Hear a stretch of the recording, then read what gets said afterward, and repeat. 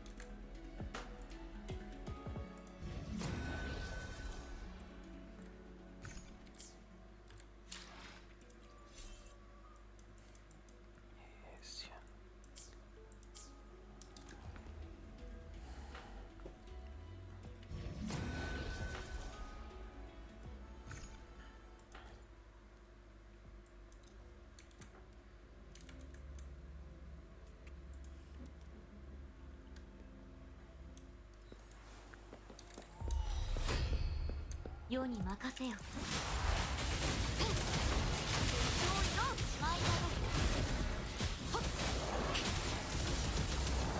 海帰れ。任せてください。大きくなあれ。慶州西に身を寄せ全流自在。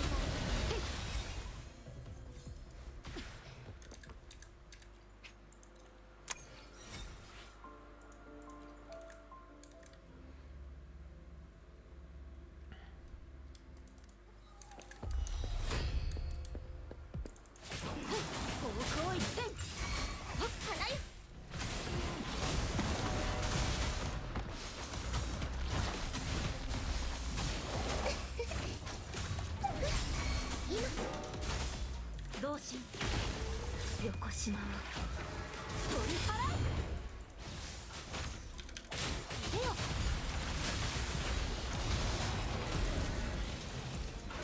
失礼。右の先へ。任せてください。気をつけましょうね。慶州武将移動。龍輪の力で入れよ。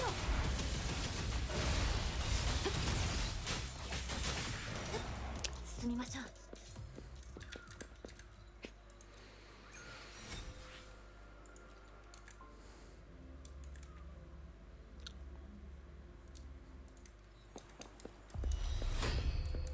世に任せよ。入れよ。花よ。おとんしんせしす。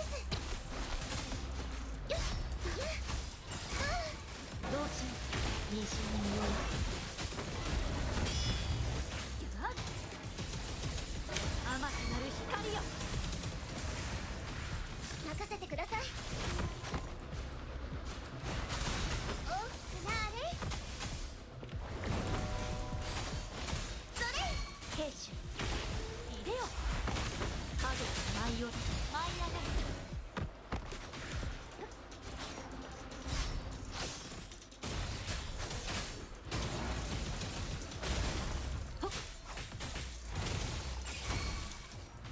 西に身を寄せ。入れよ。進みましょうに任せよ。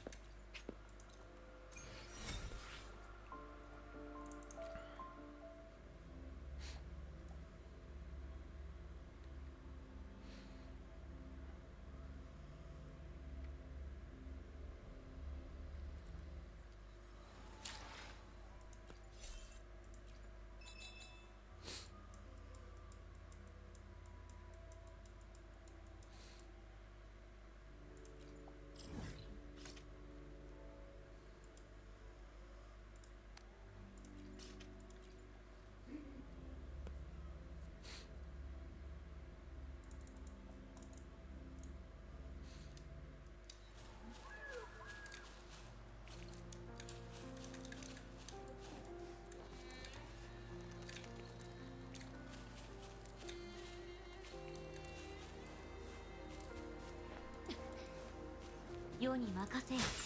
花よフォトンシンセシス。同心いでよ。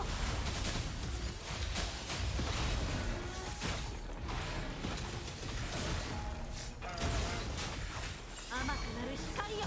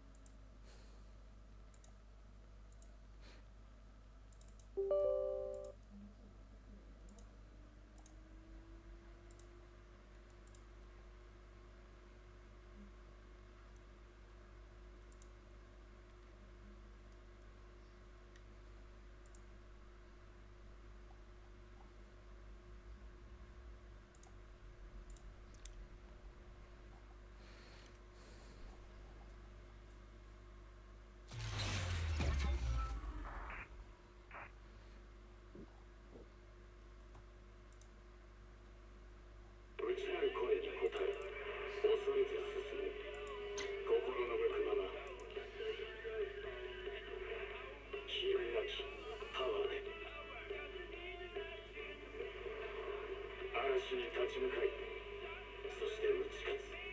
カームシティ。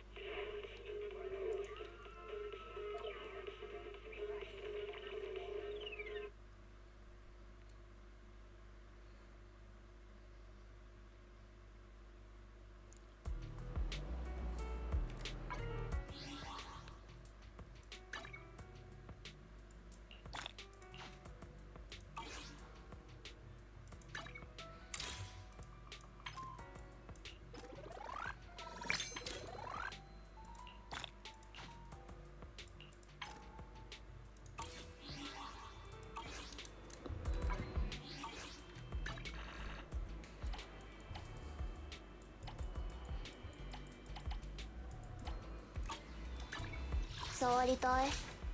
ダメ。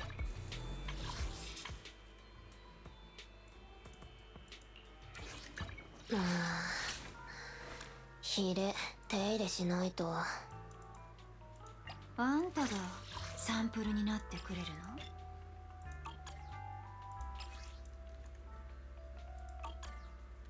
の？どの値をご指名かし。いざ降臨。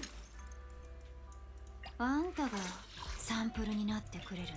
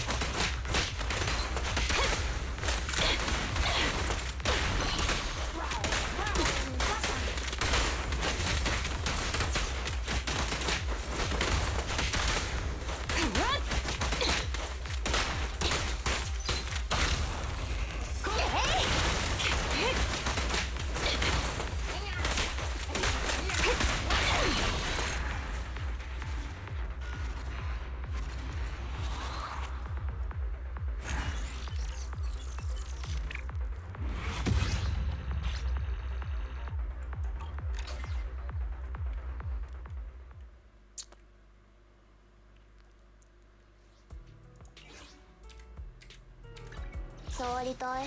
どの値をご指名かしら？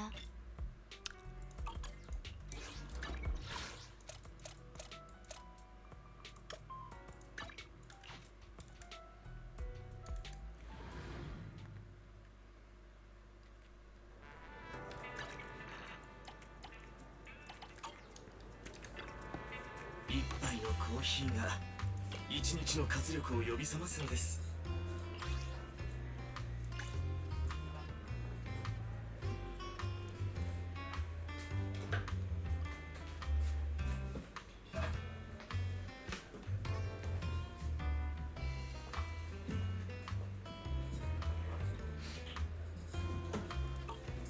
またどうぞ。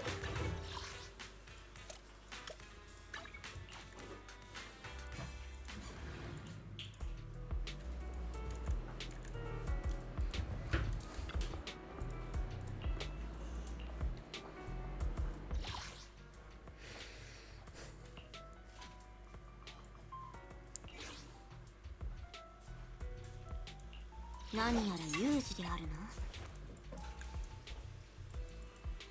どの値をご指名かしら？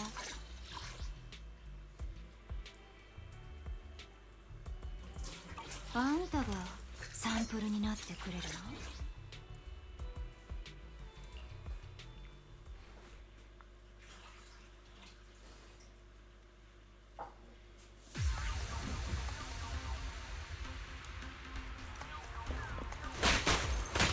見せてあげる。あんたユンシ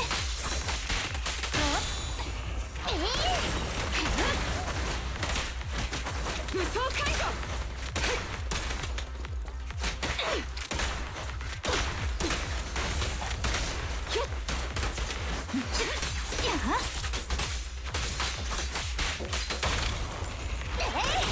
チャンス。警戒態勢を維持。パンチを止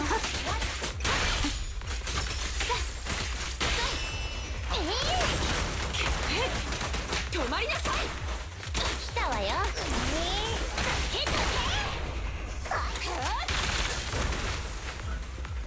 セーフティー解除。飽和攻撃。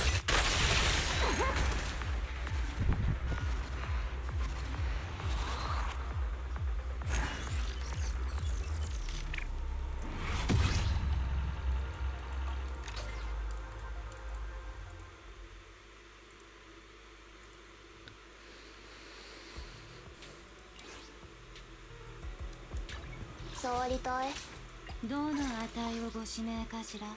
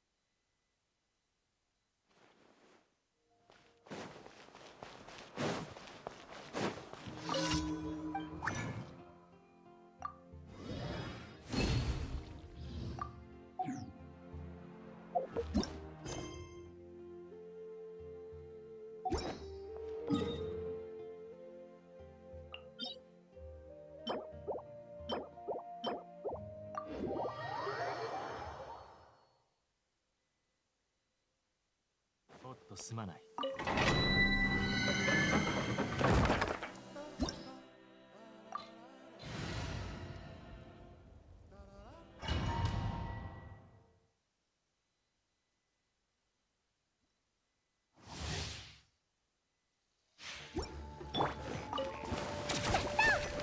採掘スタート。高き私は下げず騒ぐ。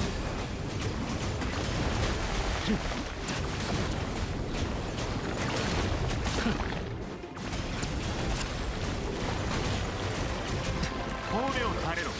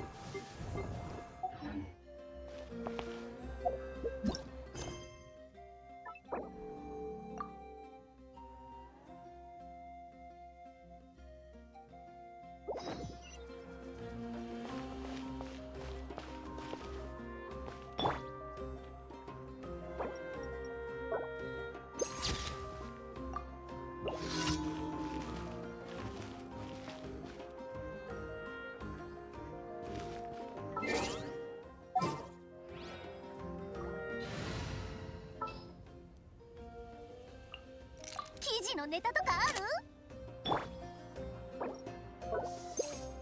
はいチーズ。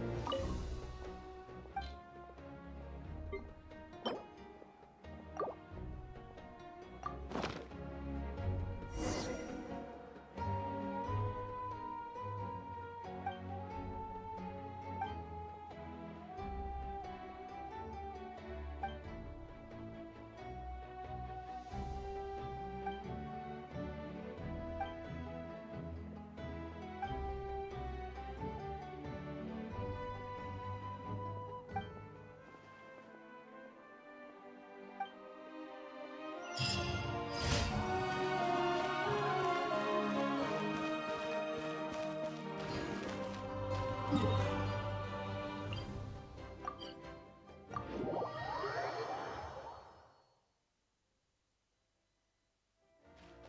フボード貸そうか。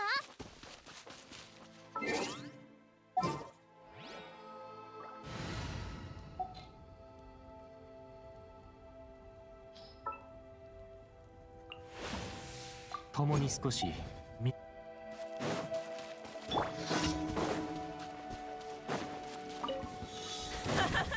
ぐ終わらせてあげる。私は帰ってきた。静粛に。俺の実力を見せてやるわ。まだ見せきれてないのは高本。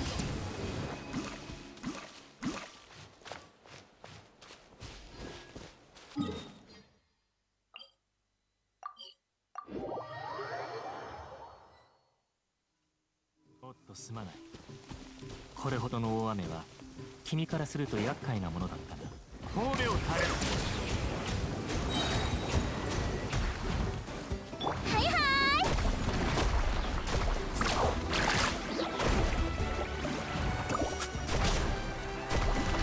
来た来たよ。注目。君にそっちあれ。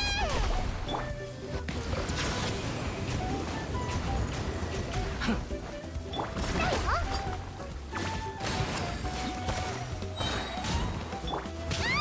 加速するよ。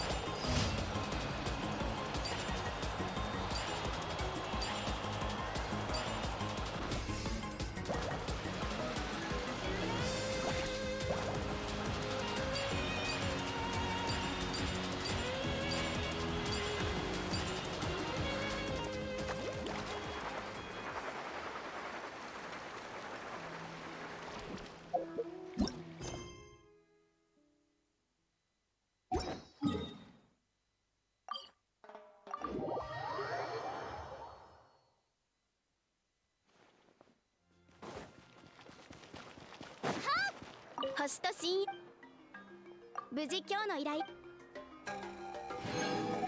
星と深淵。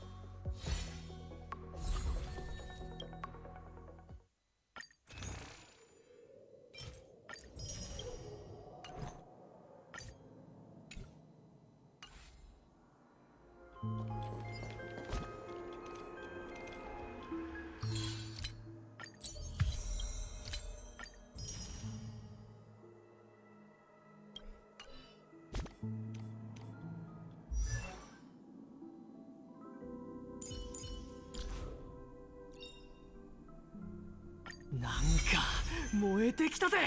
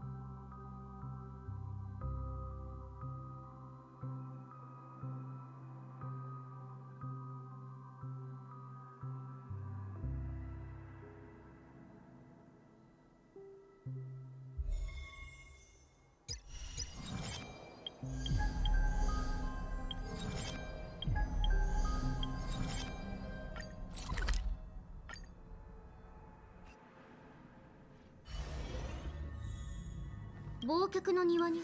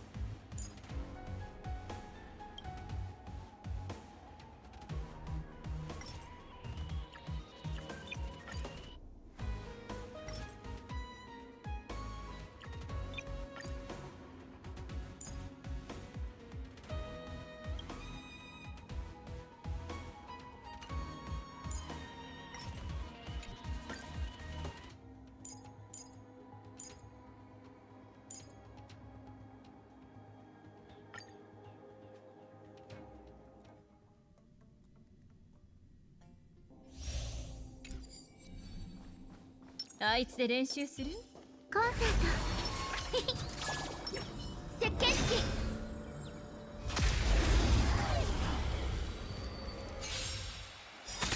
大地を割る。危険なリズムね。全てが共鳴す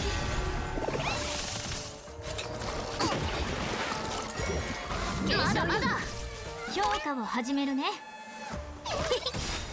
地上が長期間見据えるのが成功の秘訣。ヨーダーする。雲を切る。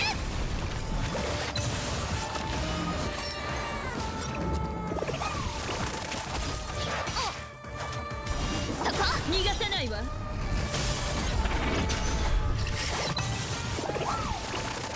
逃がさないわ。あんたのために用意した。やっ、まだ分かって。人間は星空を掌握する欲望を隠さない。私もよ。鉄ははっ。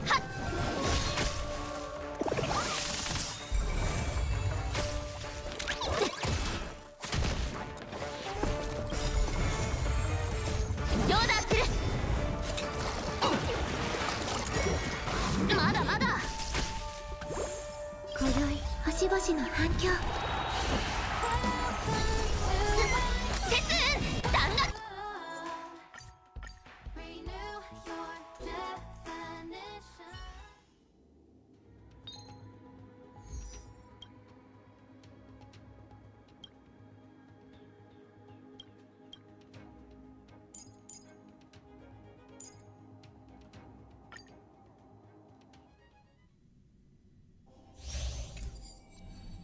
天木部派コンセン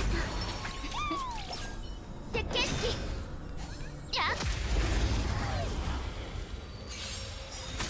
大地を割る。危険ユニゾンが響く。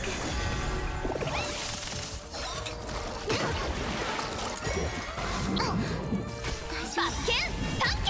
カーブあ後期市場が長期間見据えるのが成功の秘訣。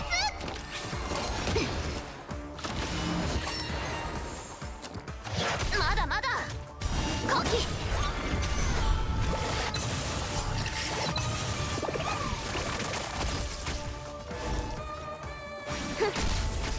自分の実力3両断する。生命のフィナーレを雲を切る。今宵星々の反響。評価を始めてそうよ一体人事なす勝負を決めるのははっ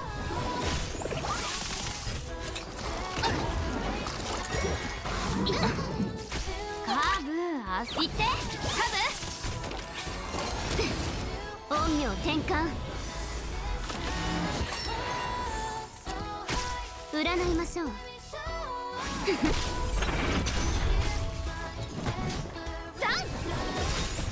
両断する。この歌声で勝利をはっ節運弾学まだまだ大丈夫。湘南に過ぎないわ。低リスク高リ砲丸をもユニゾンが響く。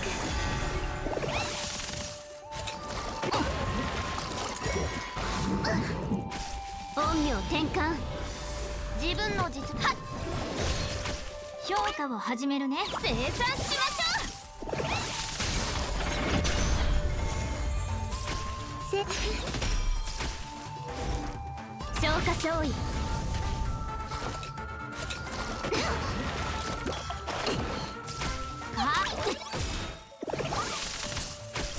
市場が長期間見据えるのが成功の秘訣。翔さん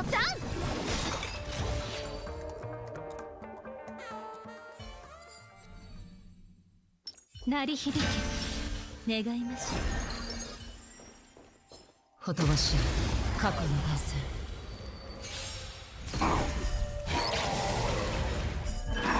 根は巡る。面白い。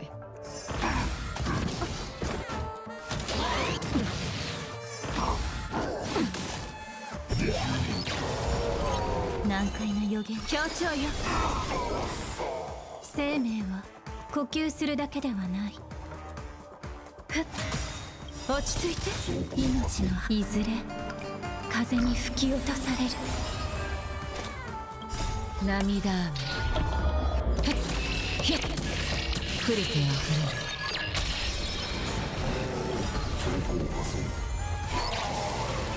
記憶は皆そこで深淵を迎える。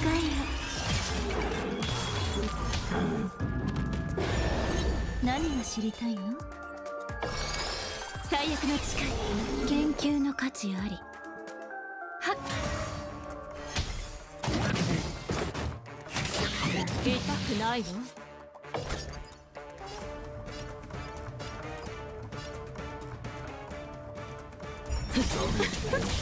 素晴らしい。さようなら。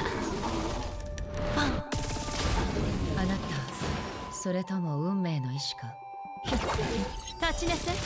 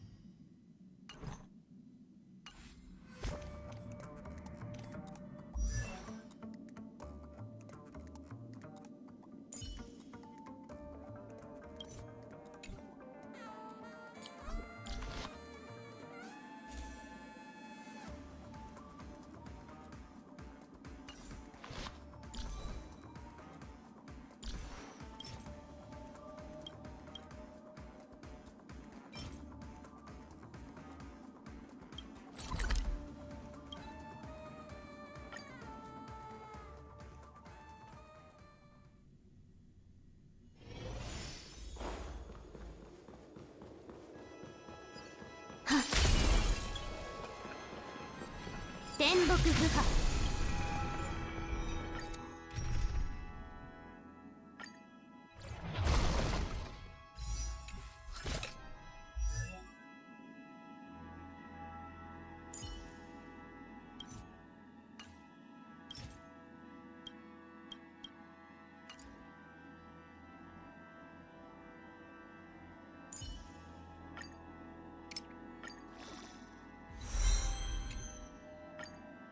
振り向かずに走って道はどこまでも続いてるわ。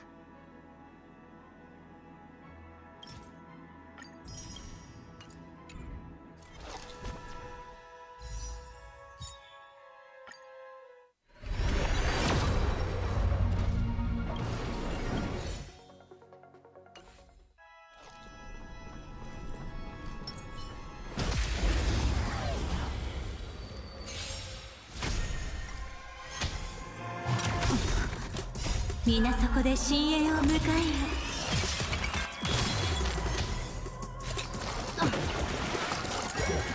痛くないわ。協調よ。人事なす。すべてが涙雨降りては降る。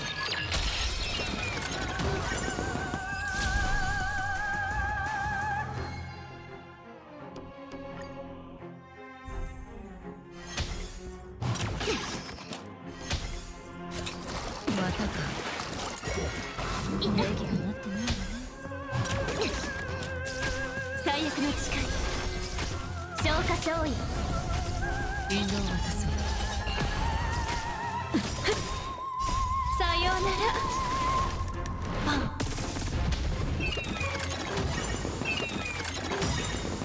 皆そこで深淵を迎えよ。涙雨降りては降る。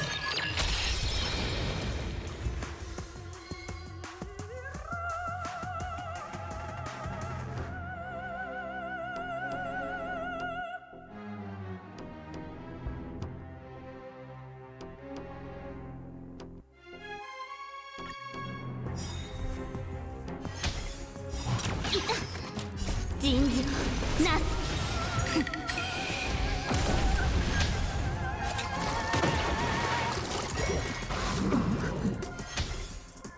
湘南に過ぎないわ。協調よ。そうよ一体。すべてが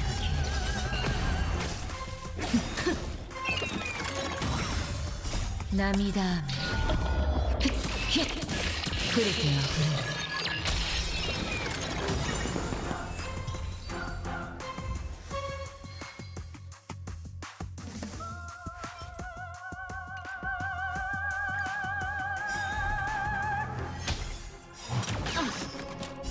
さようなら。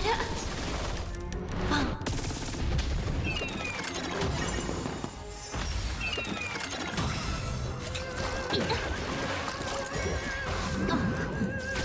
最悪の誓い。皆そこで深淵を迎えよ。陰陽転換。消化勝利。人事なす。引導を渡そう。涙雨降りては降る。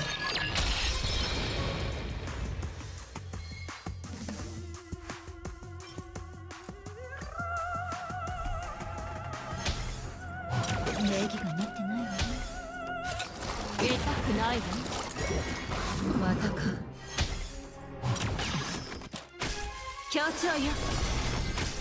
そうよ一体。すべてが消える。涙雨降りては降る。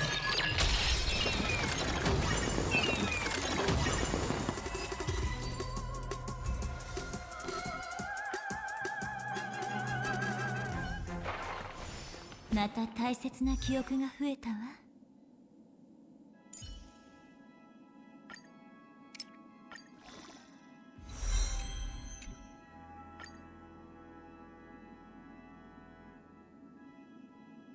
振り向かずに走って。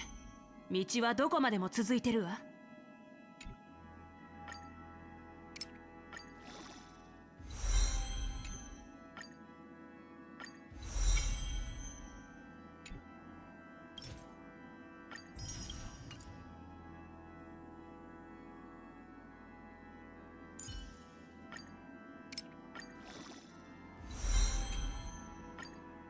クラーラも強くならないと。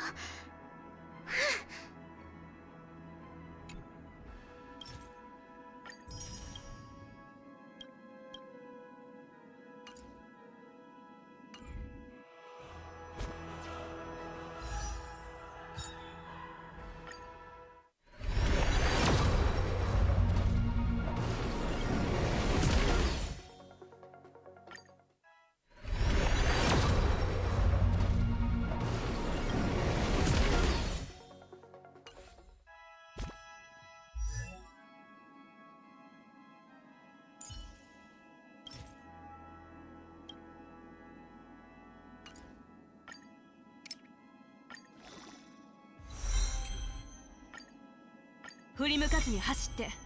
道はどこまでも続いてるわ。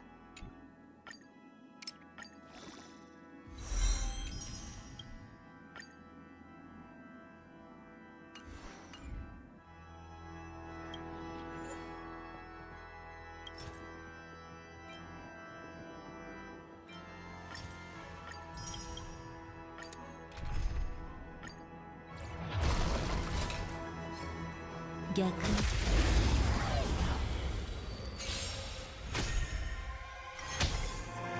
またか。礼儀がなってないわね。協調よ。皆そこで深淵を迎えよ。消化勝利人事なす。援護を渡そう。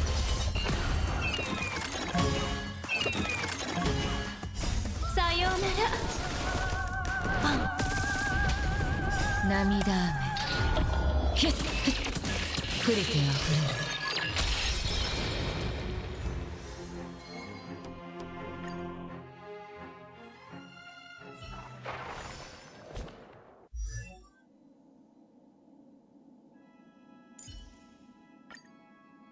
振り向かずに走って。道はどこまでも続いてるわ。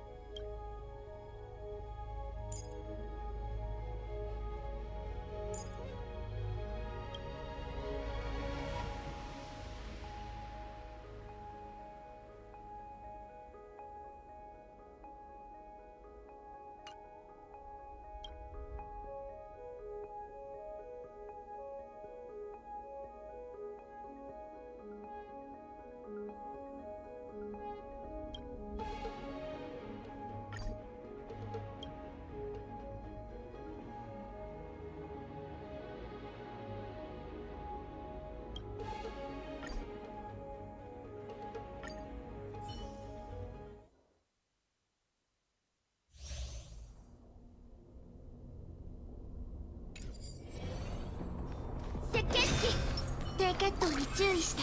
鳴り響け。コンサートスタート。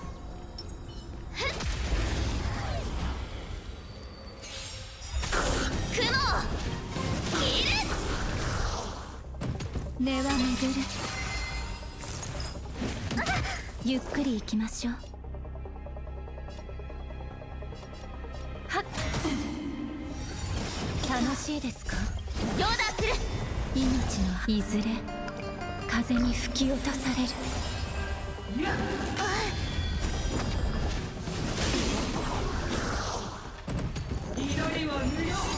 争いユニゾンが響く。記録開始。深呼吸ありがとう。3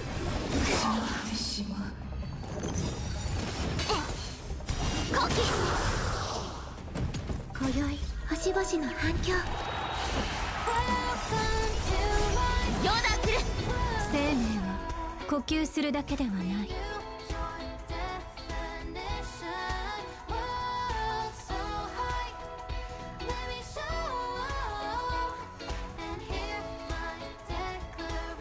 待つことも変化で。罰剣3剣。最終目標出現。はっ。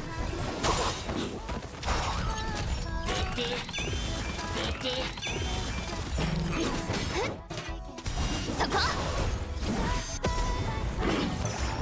研究の価値あり。根は巡る。雲切る。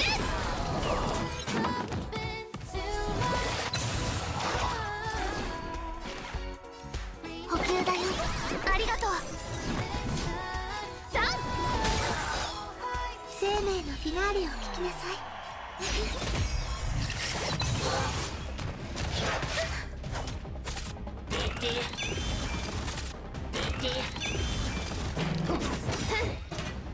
呼吸。生命は呼吸するだけではない。はっ。節運弾楽。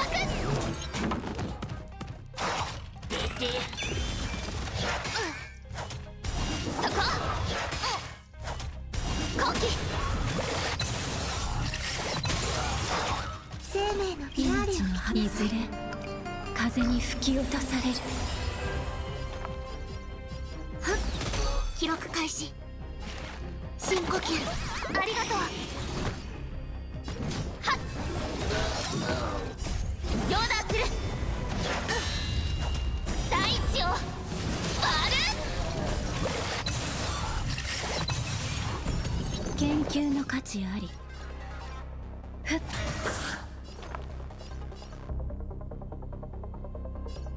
すべてが共鳴する。今宵星々の反響。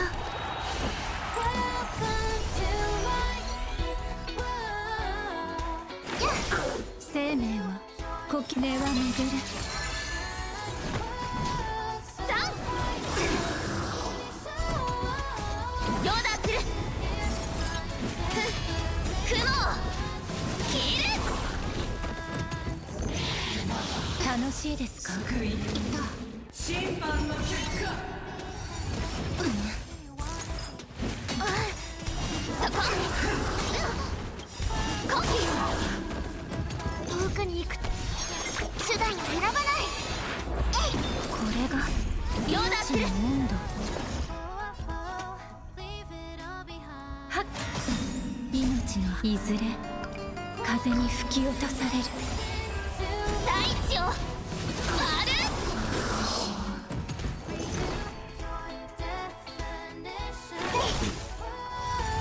楽しいですか？石に刺されちゃまだまだ。呼吸。両断する。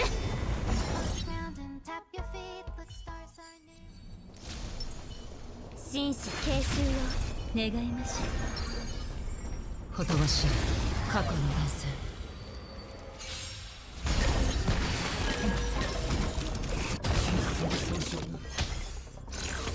いた。またか。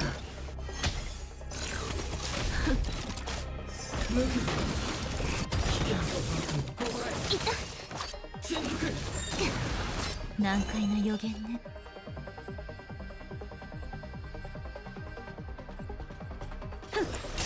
立ちなさい。涙雨ヒッヒッ触れてあふ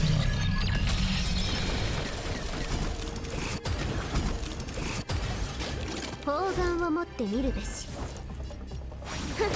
あなた引導を渡そう。呼吸するその感覚。素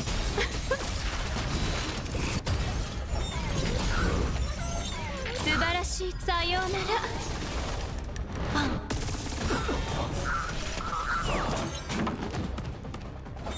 世の万人事なす。涙雨ヒッヒッ触れてあふ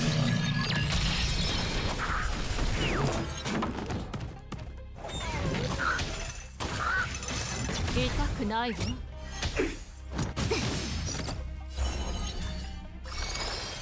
最悪の力。ぜ消化勝利。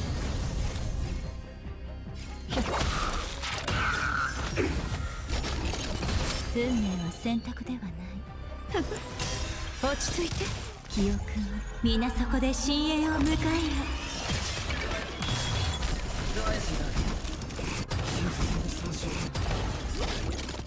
涙雨ヒッヒッ触れてあふれる。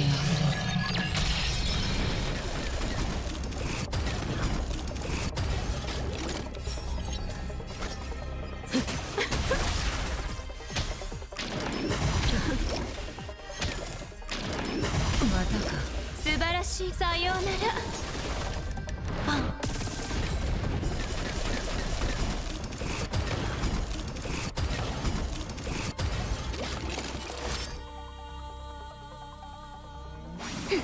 立ちなさい。出発の時間だ。すべてが消える。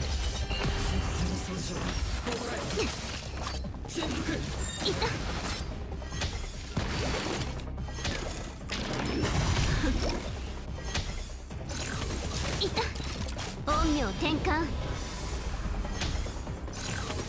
湘南に過ぎないわ。何が知りたいの？協調よ。またか。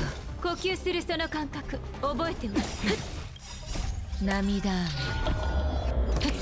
ヒッ触れてあふれる。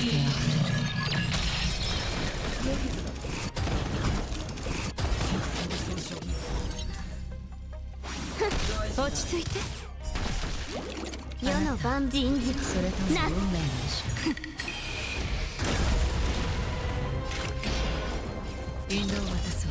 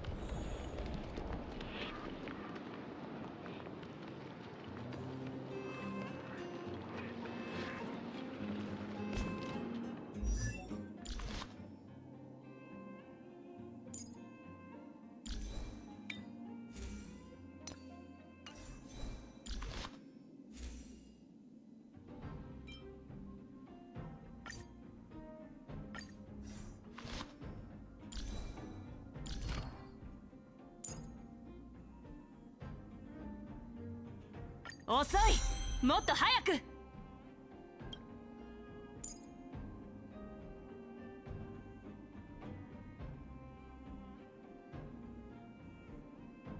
遅い、もっと早く。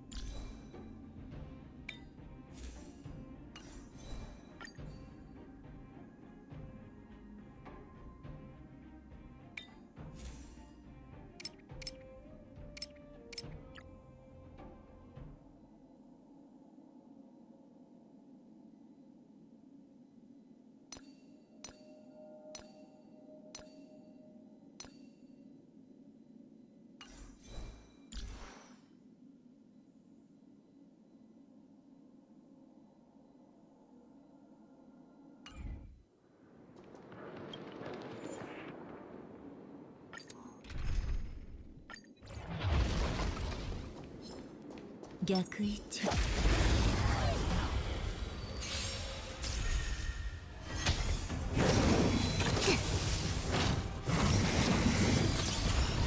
難解な予言、最悪の力。そうよ一体。立ちなさい。涙雨。ヒュッフッ。触れては降る。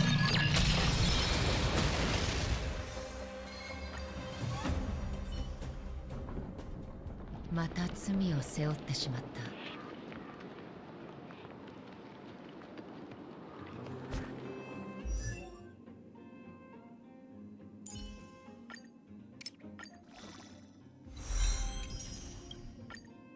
クラーラも強くならないと。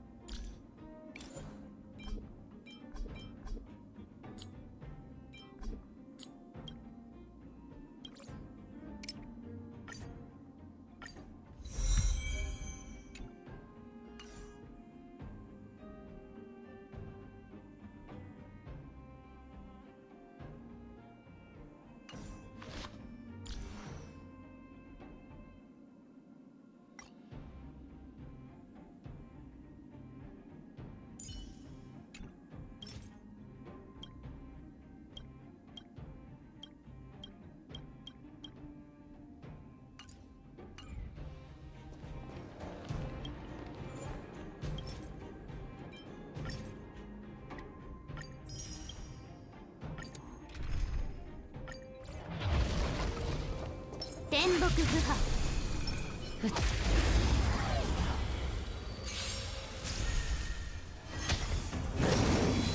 湘南に過ぎないわ。協調よ。落ち着いて。人事なす。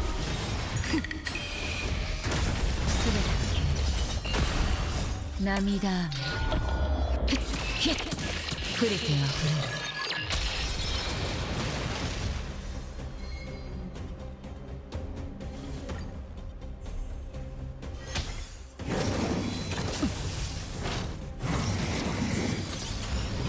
最悪の誓い。皆そこで深淵を迎えよ。そうよ一体。引導を渡そう。涙雨。触れては触れる。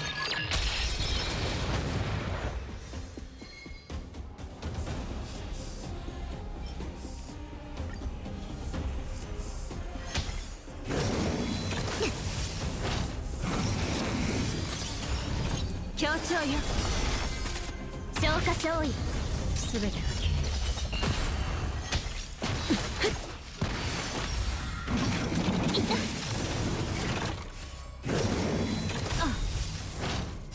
さような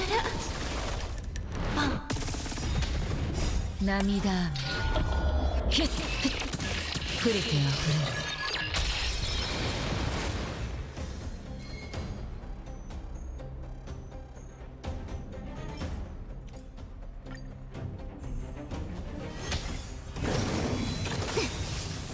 陰陽転換。人事をなす。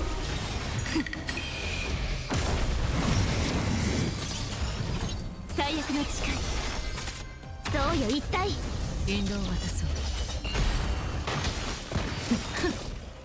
涙雨ヒュップリティは触れる。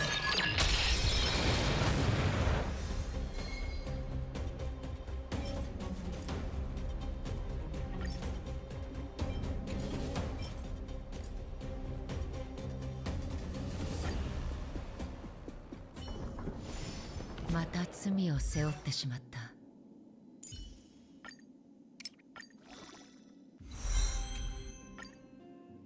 クラーラも強くならないと。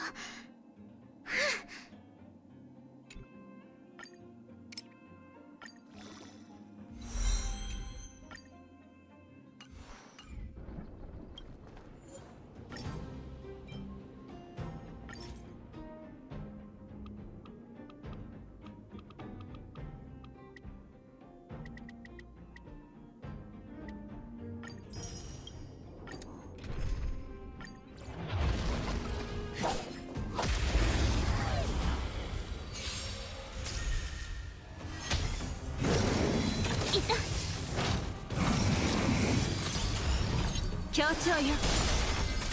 消化勝利。全てが消える。涙雨ヒュップリティは触れる。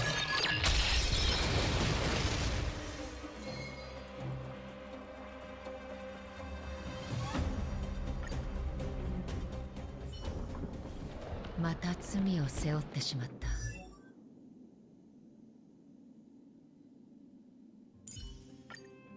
クラーラも強くならないと。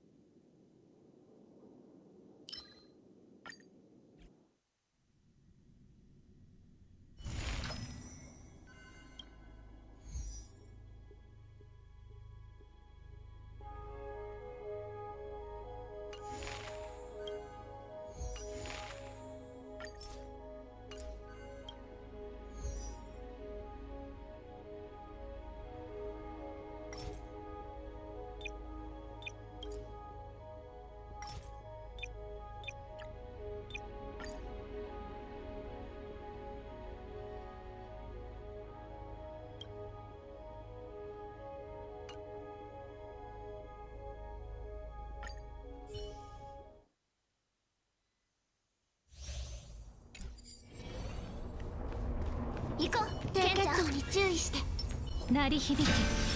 コンセント設計式。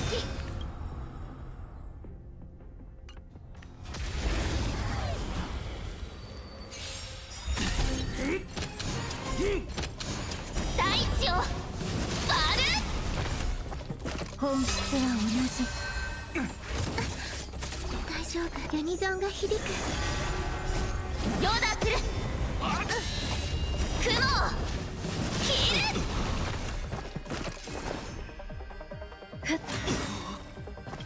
命のいずれ風に吹き落とされる。深呼吸ありがとう。はっそこ。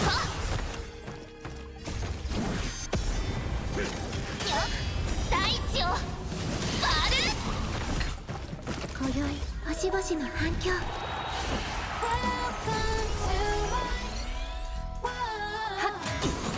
最終目的3。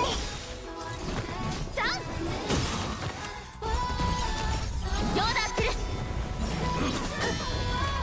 雲を切る。生命は呼吸す根は巡る。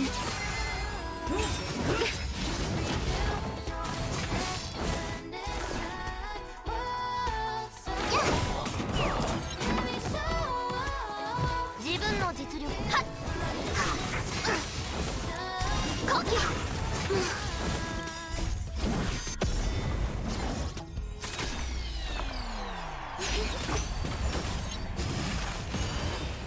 バッケン三景。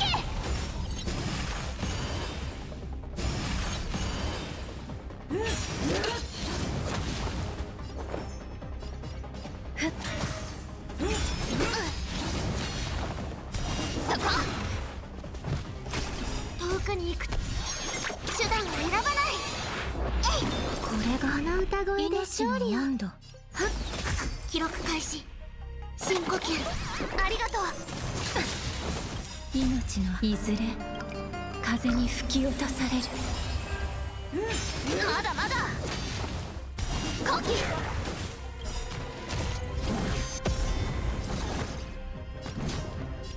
3。大地を割る。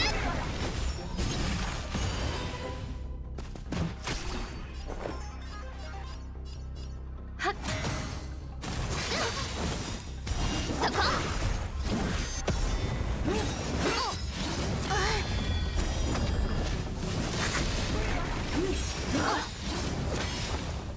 呼吸。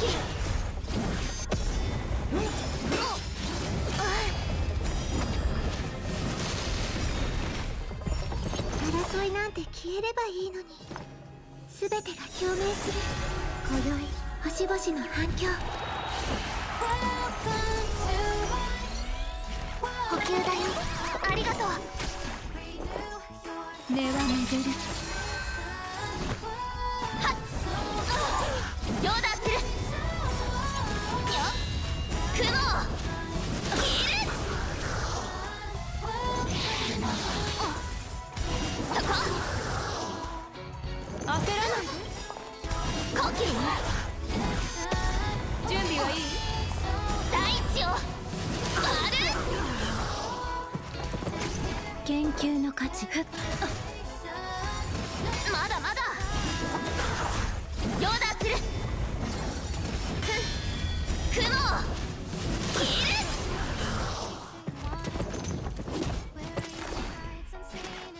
深呼吸ありがとう。遠くに行く手段を選ばない。えい。これが命の温度。まだまだ。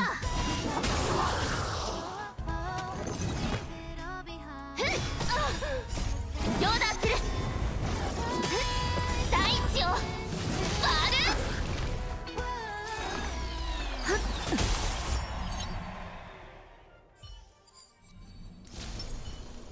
紳士継襲よ。願いましょう。ほとばしい過去の伝説。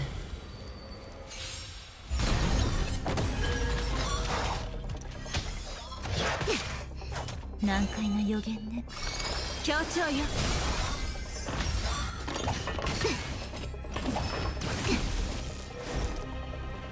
立ちなさい。涙雨けっ降りてあ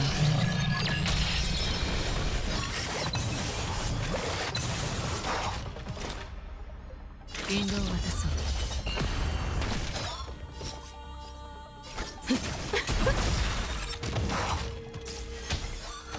またか。湘南に過ぎない世の万物人事をなす。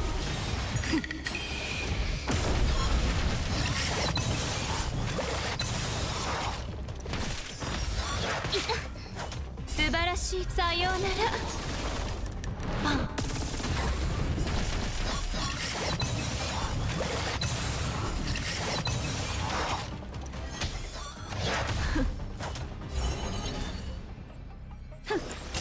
落ち着いて。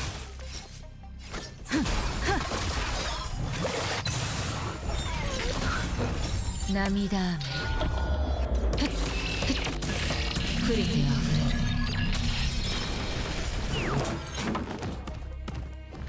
記憶は皆そこで深淵を迎えよ。占いましょう。消化勝利。あなた立ちなさい。さようなら。パン。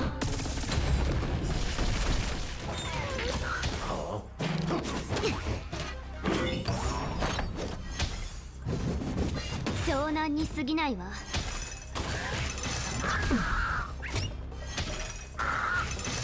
またか。陰陽転換。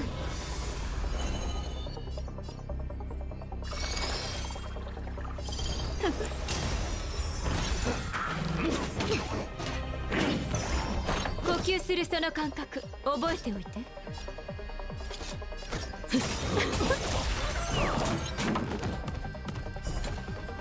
涙雨ひっ降りてあ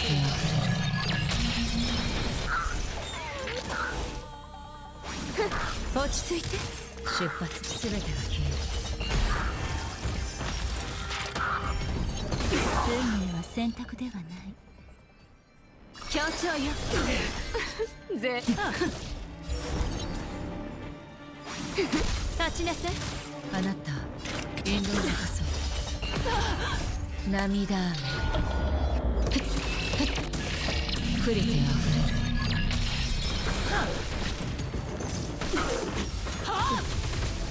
氷になる。湘南に過ぎないわ。礼儀がなってない。湘南に過素ぎないわ。晴らしい。さようなら。パン。定められた規則。記憶皆そこで深淵を迎えよ。世の万人事をなす。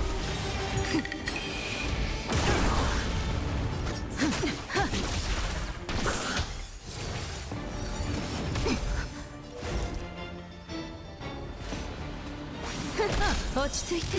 出発の軸すべてが消える。涙雨降りてあふれる。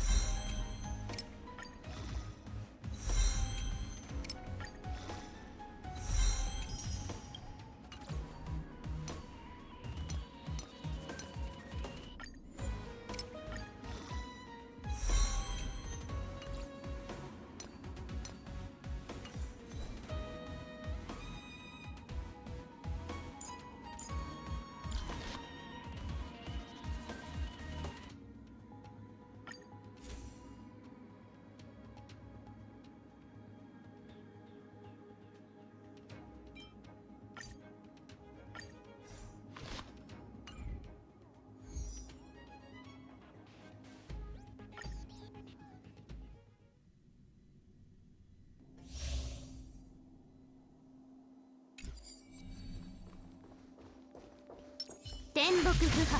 願いましょほとばしる過去の伝説。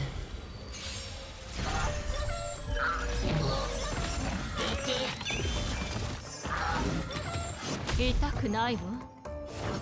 湘南に過ぎないわ。難解な予言ね。協調よ。涙雨来る手あふれる。落ち着いて。引導を渡そう。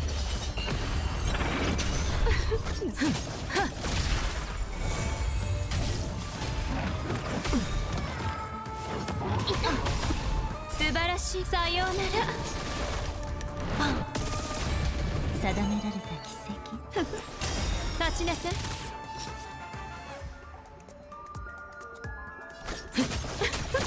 占いましょう。そうよ、一体。出発。涙雨来る手あふれる。記憶皆そこで深淵を迎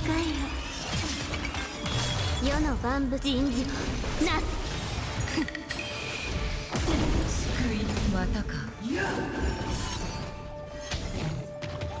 た。陰陽転換。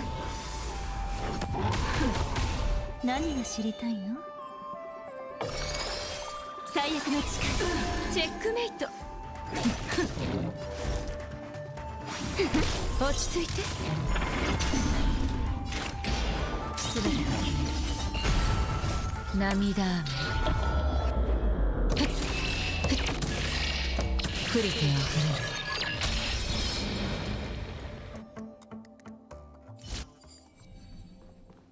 東海英楽飛神剣。とどまれ。よく見とけ。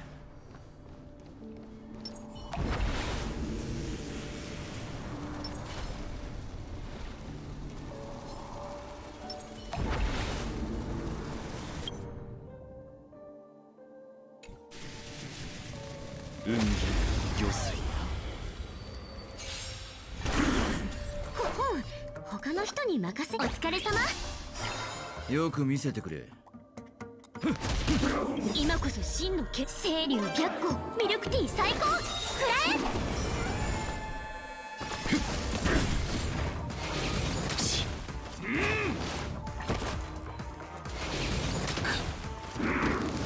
自信があるみたい。生命さあ存分に味わえ。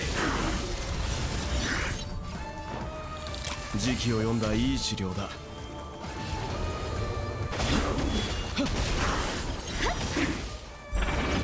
あんたの練習だ。お仕置きされたい。健康。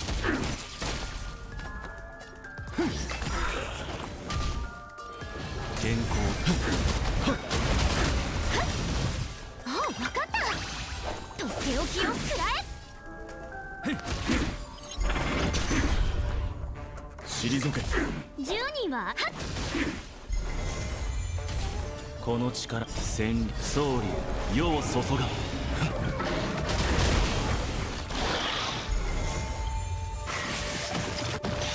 君らはこの力について何？生と死。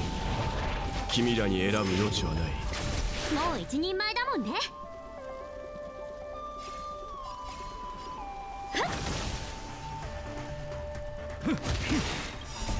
さあ存分に味わえ。始めよう。使うつもりはなかった。健康のさあ飲め。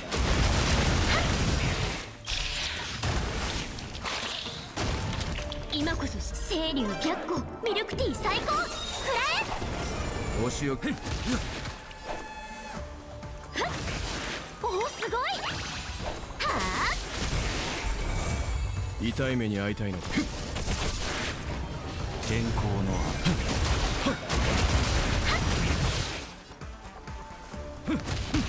もう一人前だもん。任せろ。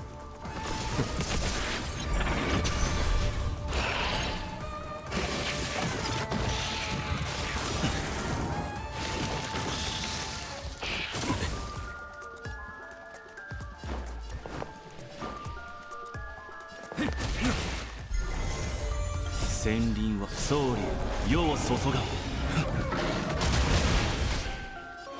健康のさあ飲め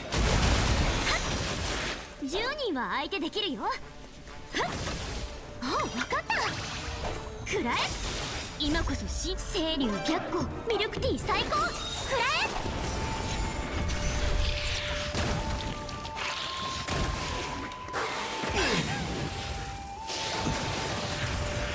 君らは生と死、君らに選ぶ余地はない。生命さあ存分に味わえ。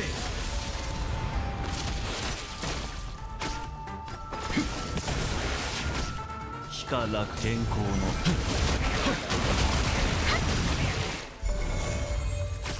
のもう一日。始めよう。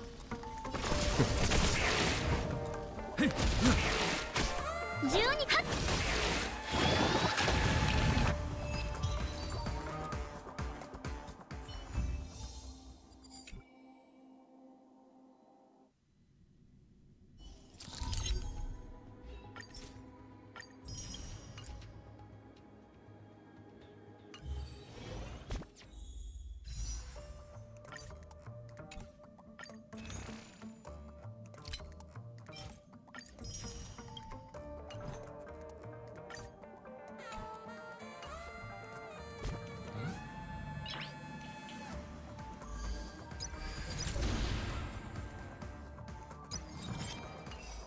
忘却の庭に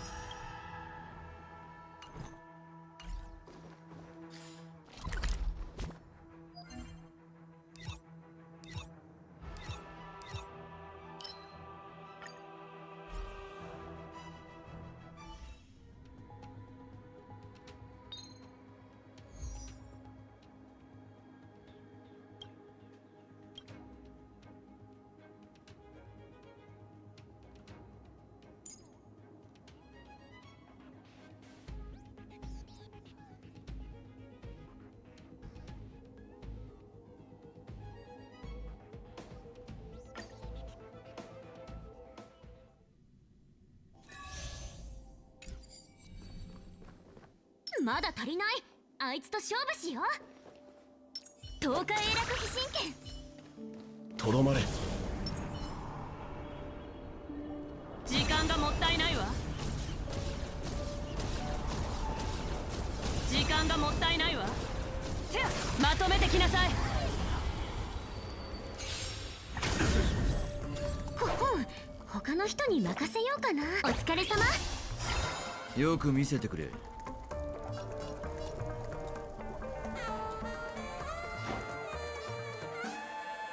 少し休め。ありがとう。今こそちゃんと自分も守って清流逆光ミルクティー最高。くら生命さあ存分に味わえ。すべてを狩り尽くす。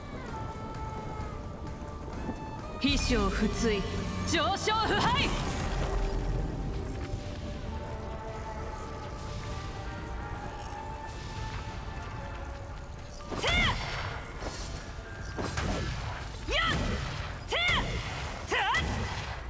大将は定まった。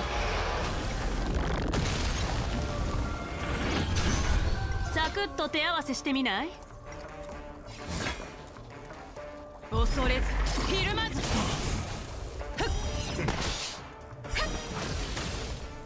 遅い。おう、分かった。はあ、任せろ。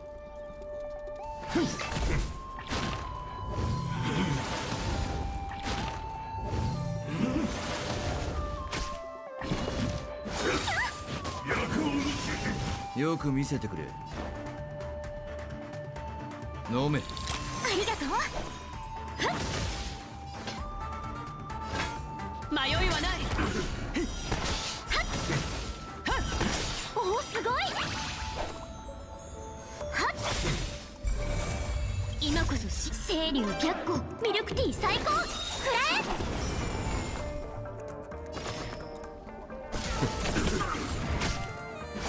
自信があるみたいだ。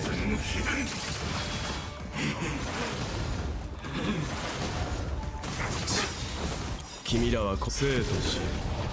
君らに選ぶ余地はない。すべてを狩り尽くす。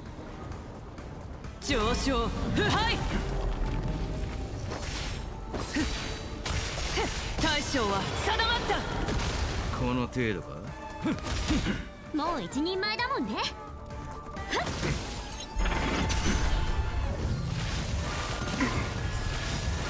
不意打ちじゃん。生命さあ存分に味わえ。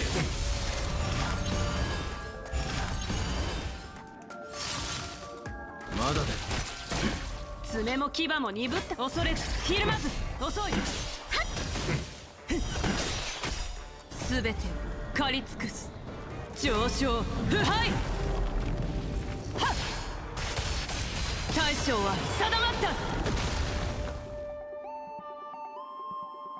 おう、分かった。は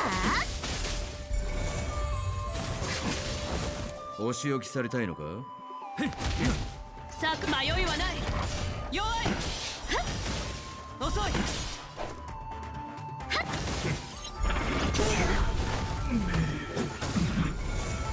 10人は相手できるよ。おお、すごい。とっておきをくらえ。今こそ清流白虎ミルクティー最高くらえ。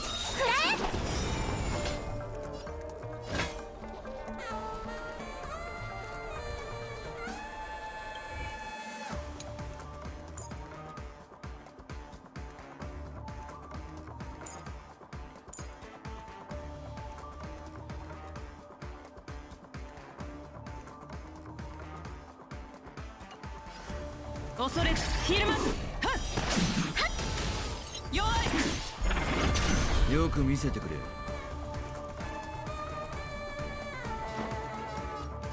飲め。ありがとう。ちゃんと自分も守ってね。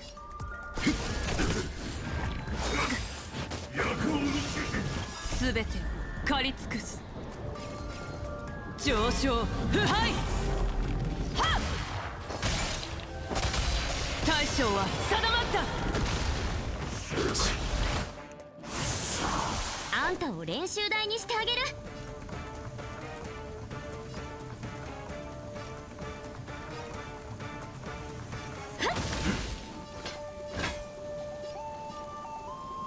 迷いはない。遅い。あ、分かった。はあ。お仕置きされたいのか。少し休め。ありがとう。ちゃんと自分も守ってね。さあ存分に味わえ。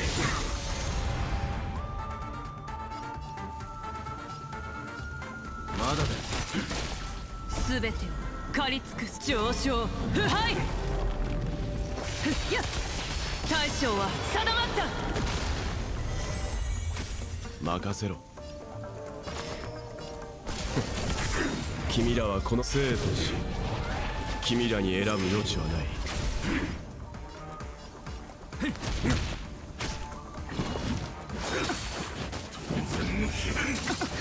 お腹が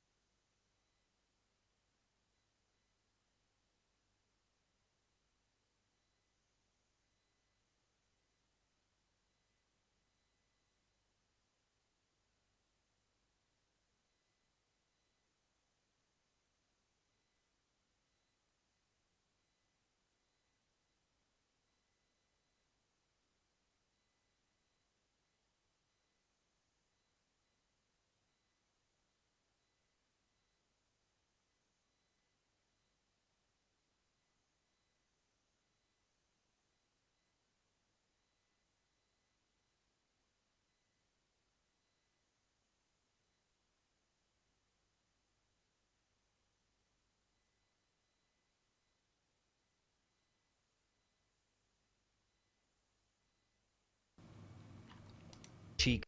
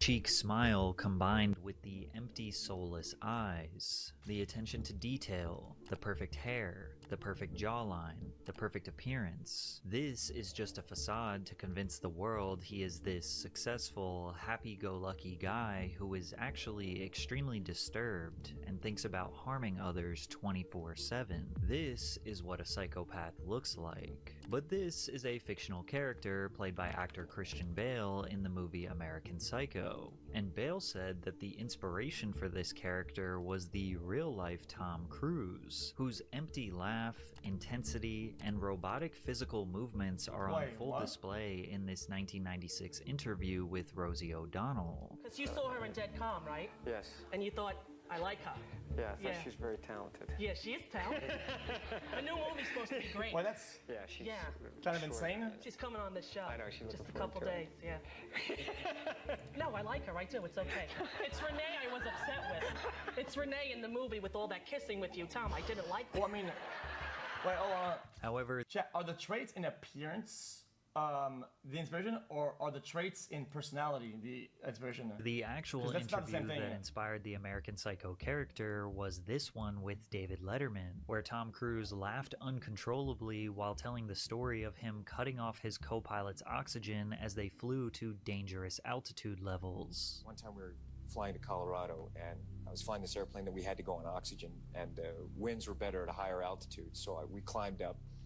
And I realized that we couldn't stay at that altitude if on oxygen. I had to descend because I didn't have enough oxygen. So I had a passenger in the back. So we figured out, you know, me and the co-pilot, that if we turned the oxygen off in the back guy, that we could make it at this altitude.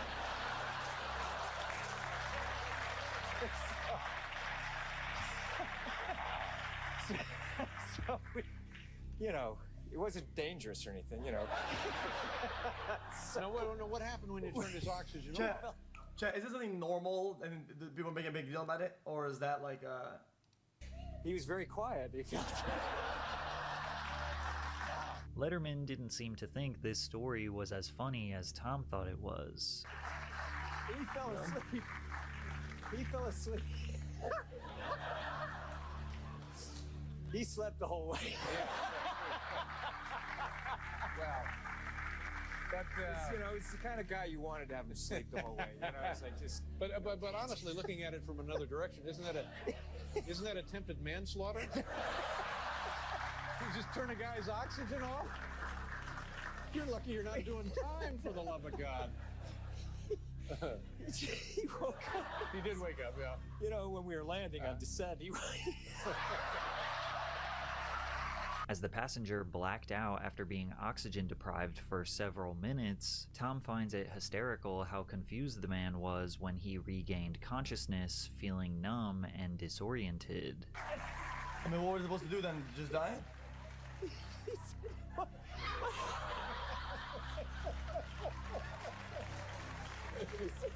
My hands are.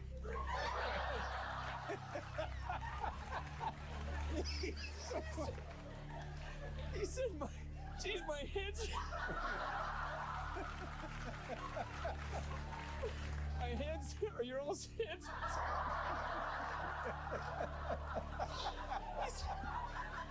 He said my hands are tingling. I slept the whole. I said, must have been the way I was laying. All right. Now, some people look at this as nothing more than dark humor. The guy was fine. It was just a harmless prank. But maybe Christian Bale was actually onto something. And no, I'm not suggesting Tom Cruise is actually a serial murderer or enjoys the suffering of others, but he does have an obvious dark side. One that seems to be ignored by the masses. While they praise him for his box office hits and incredible stunts, Tom credits Scientology as the reason why he is so successful. Scientology is the quote-unquote religion that thrives on forced labor, signing its members to 1 billion-year contracts, having an alleged torture camp called The Hole, among other horrible allegations from former members. Tom is so dedicated to this religion, he abandoned his own 7-year-old daughter and has not seen her in over a decade. Today, we're going to deep dive into the career of Tom Cruise and try to assess why he is so loyal to the shadowy world of Scientology. Tom Cruise's life started out as an abused child who was desperate for a purpose. Cruise has described his father as a merchant of chaos who was a bully and a coward. For me, it was like, there's something wrong with this guy. Don't trust him. Be careful around him. You can imagine that not being able to trust your own father when you are a toddler created a difficult and chaotic environment for Cruise. Additionally, when Cruise was 7 years old, he was diagnosed with dyslexia, which made him feel even more isolated and confused. His father could never hold a steady job, which led to the family moving often. They moved from Syracuse, New York to Ottawa, Canada in 1971 when Tom was in 3rd grade. By the 6th grade, his parents got divorced, and his mother moved Tom and his sisters down to Louisville, Kentucky. According to Shane Dempler, a friend that went to school with Tom in Louisville, Tom was interested in becoming a Catholic priest. He had a very strong Catholic faith. Dempler said, "We went to Mass, spent time in the chapel, and enjoyed hearing stories from the priests. We thought the priests had a great lifestyle, and we were really interested in priesthood. Unfortunately, the boys were kicked out of the school after they were caught stealing alcohol and drinking in the woods." Shane recalled, "The school wrote a letter to our parents saying they liked us both, but would prefer if we didn't return. So we weren't kicked out, just preferred not to go." From there, Tom relocated to another seminary school in Cincinnati, Ohio, after being recommended by a local priest. Tom was instantly hooked, said Father Rich Schneider, who gave the speech that brought Cruise to seminary school. "I think he wanted a good education. With his parents going through a divorce, it was tough on him. That's maybe one of the reasons why he came here." His time in Cincinnati did not last long, as his family would ultimately relocate again to Glen Ridge, New Jersey, where he finished high school. After graduation, Tom knew acting was his future. Within his first year of auditioning for various Hollywood roles, he landed a small part in a film called Endless Love. Tom's handsome look and physique made him stand out amongst his peers, which got him an ancillary role in the film Taps. As a novice in the industry, he wanted to learn everything there was to learn about cinema. The first film that I really got on, which was Taps, I went to every single department and I studied every part of the movie. I went to the camera department, I studied lenses, lighting.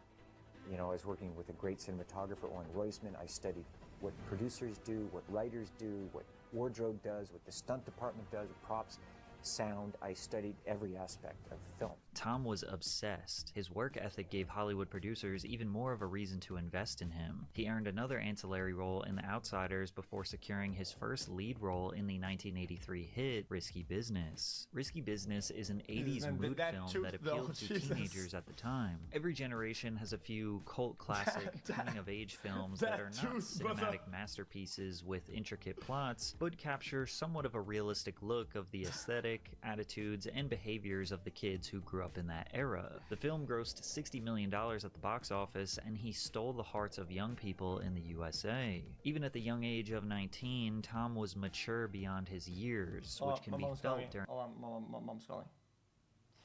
Papa, je peux pas parler, moi je peux parler tantôt si tu veux. Ok. Bye, mange beaucoup. Attends, maman? Oh. During this 1983 interview with Bobby Wygant. What do directors, how do they direct? Do they work with you a lot, or do they pretty much give you rein? Yeah, they leave me alone. That's, I mean, a director, a good director will listen, you know, and trust his artists. Man, this lady interviewer, she's fucking terrible. I've been fortunate. I've really had a lot of room with the directors that I've worked with. Tom holds a very controlled, poised demeanor. Even if he glares at you for a second, you can feel his intensity. He quickly shifts from high-energy laughter to extremely soft-spoken. Exactly. Tom continued his trajectory as a rising star in Hollywood, and in 1986 he would land a lead role in a classic film that would officially secure him a 40-year legacy. It also ushered him into the controversial Church of Scientology. But first, a quick word from today's sponsor, and a free pick. Joe, Cap Guns, Little Green Army Men, Boy Scouts were resurging in popularity, and of course the seemingly endless list of 1980s war movies. Writer Jerry Bruckheimer capitalized on the pro-military trend by focusing on the high-octane, action-packed jobs of fighter pilots. Originally, Tom did not want to participate in the film. We were turned down by Tom Cruise over and over again, but we arranged with the Blue Angels back in, I guess, 85 to take him up in a jet. And he came down, he had a great ride, walked over to a payphone, called me up and said, Jerry, I'm in. Tom Cruise played the role of the charismatic fighter pilot, Pete Maverick Mitchell, an all-American patriot who oozes masculinity and charm. The film was a blockbuster hit, earning $357 million at the worldwide box office. Tom Cruise was a pop culture superstar. Aviator sunglasses became status quo late 80s fashion because of him, and the US military had its last year of positive growth after the movie was released. From that movie? But behind the scenes, Tom was actually struggling. When I was 22, when I was making Top Gun, I got the chance to make my dream come true to become a pilot. I thought, this is the time to do it, so I had a couple of lessons, but then I blew it off. I'd try to concentrate on what I was reading, then I'd get to the end of the page and have very little memory of anything I'd read. I would go blank, feel anxious, nervous, bored, frustrated, dumb. I graduated high school in 1980, but I didn't even go to my graduation. I was a functioning illiterate. I loved learning, I wanted to learn, but I knew I had failed in the system. In 1986, the year Top Gun came out, I became a Scientologist. A friend gave me a picture book on Scientology, and through this I was introduced to the writings of L. Ron Hubbard, who had founded the religion. Mr. Hubbard was also an educator who had been researching the field for decades. He had found that literacy and comprehension levels were declining worldwide, so in the 1960s he had developed study technology. It pinpoints 3 barriers to learning: lack of mass, you can't... Wait.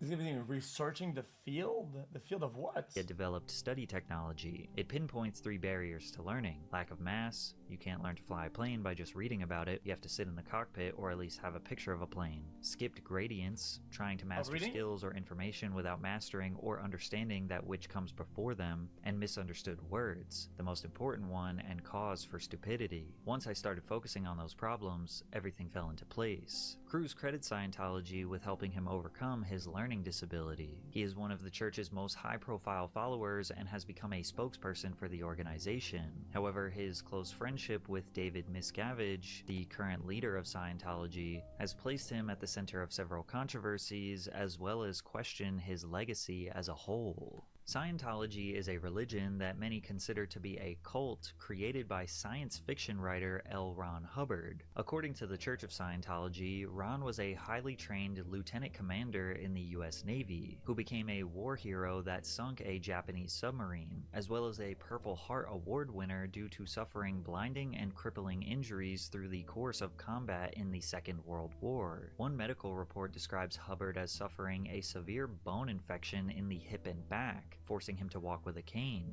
Another shows his vision registered at 2100, which according to Medical Review meant that he could not distinguish facial features until 3 or 4 feet away, could not make out a street sign beyond 10 yards, and could not read a newspaper. Whereas the official US Navy documents say that he was not qualified to be a lieutenant commander. He never received a Purple Heart, categorized his injuries as being exposed to light for too long and spraining his ankle, to which they prescribed him dark glasses and declared him ready for duty, as well as analyzed all potential evidence surrounding him sinking a Japanese ship, only for them to find that there was no submarine in the area at the time. Due to the conflicting information, we don't really know the truth about his time spent in the military. What we do know is that he was an incredibly proficient and fast writer. Hubbard holds the Guinness World Record for the most published works by one author. Battlefield Earth, To the Stars, When Shadows Fall, Typewriter in the Sky are just a few of his fantasy, alternate world fiction stories. Although he published books at an incredible rate, there seems to be a quantity over quality issue, because he was never able to make a financial living off of his work. There have been extensive studies and multiple sources that have corroborated this L. Ron Hubbard quote. He told us that writing science fiction for about a penny a word was no way to make a living. If you really want to make $1 million, he said, the quickest way is to start your own religion. If this quote is true, that would insist that a science fiction writer came up with a silly idea for a religion to get rich, and people happened to buy into it. As Hubbard struggled to sell his books and begged the Veterans Association to increase his monthly allowance so he could pay his bills, he began developing his next big book, Dianetics, The Modern Science of Mental Health. Dianetics is one of the fundamental pillars of Scientology that is still practiced to this day, nearly 75 years later. Since there was very little to no attention on the importance of maintaining positive mental health in the 1950s, the book became popular quickly, selling over 150,000 copies in its first year, earning Hubbard over $1 million.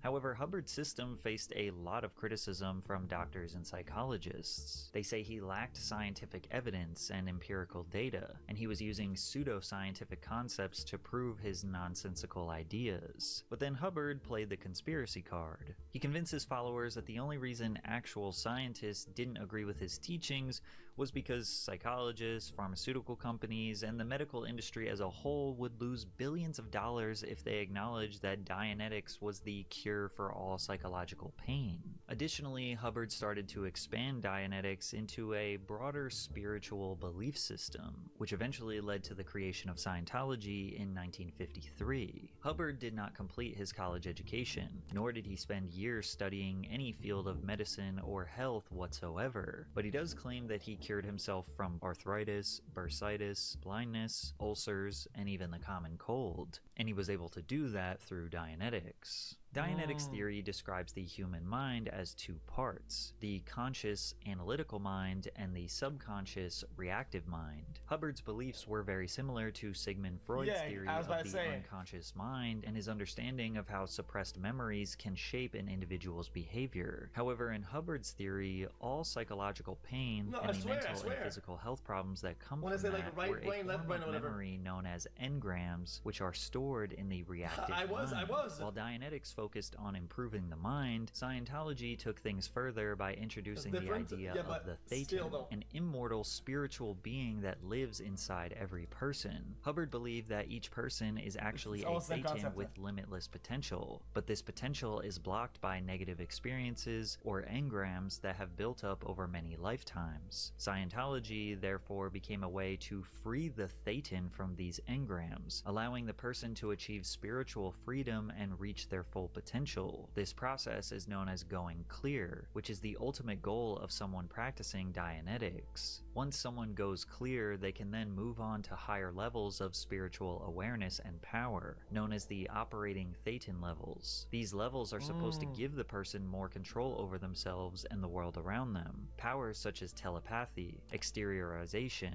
which is the ability to separate from the body with full perception, telekinesis, the ability to move objects with thought. Where most religions focus on a servitude towards a god or a higher power, Scientology kind of does the exact opposite. And although they don't say specifically... Couldn't you just ask somebody to just move something with his thoughts, whatever? And if it doesn't move, well, their whole thing is fake? I don't get it.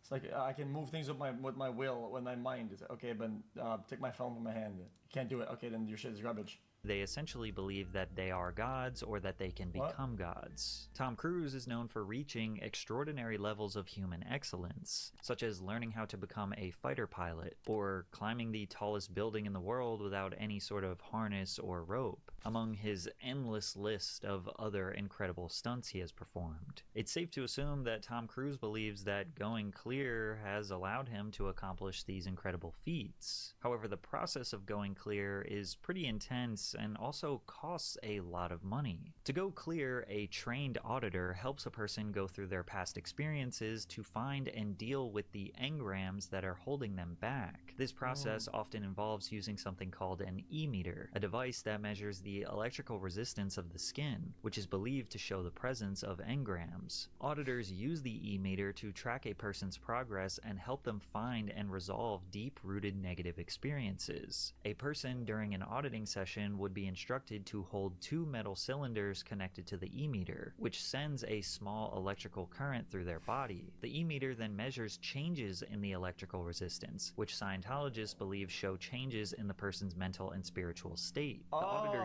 uses these readings to guide the person through questions, but these questions that they ask are often very leading and intended to poke and prod at the deepest, darkest secrets held in your mind and soul. When you learn about how these auditing sessions are done and the types of questions that they ask, you'll see how it almost comes off like an interrogation or a way to give personal information to an organization that could be potentially later used against you. Yeah, so here's even how a Scientology auditor believes it works.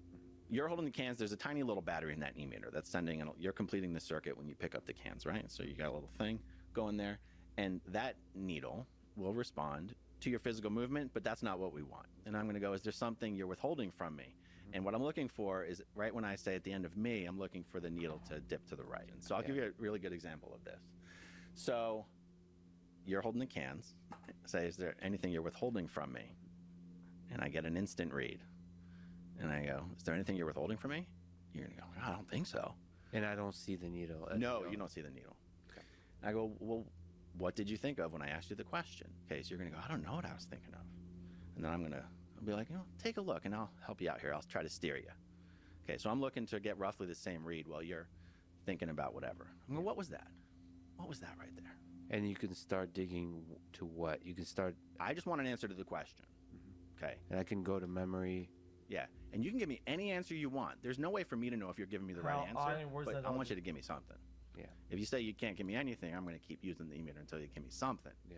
Okay, so let's say you give me something. I'm going to get all the details about that, and until like time, place, form, and event, I want to know everything that happened. I want to know all the details. And by the way, I'm writing all this down, so I'm taking notes of everything you're telling me that it's a bad thing that you did that you haven't told me about. Okay, so I'm keeping notes.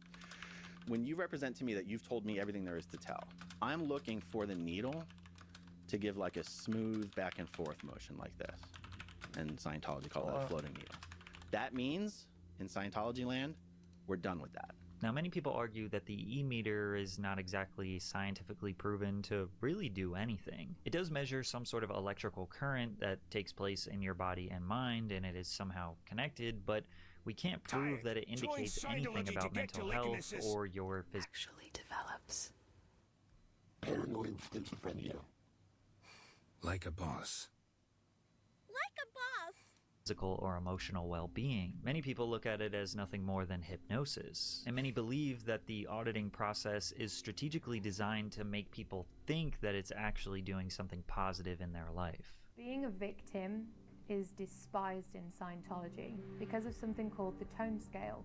The tone scale is sort of an emotional ranking of a person. Another one! It goes from -40 to 40.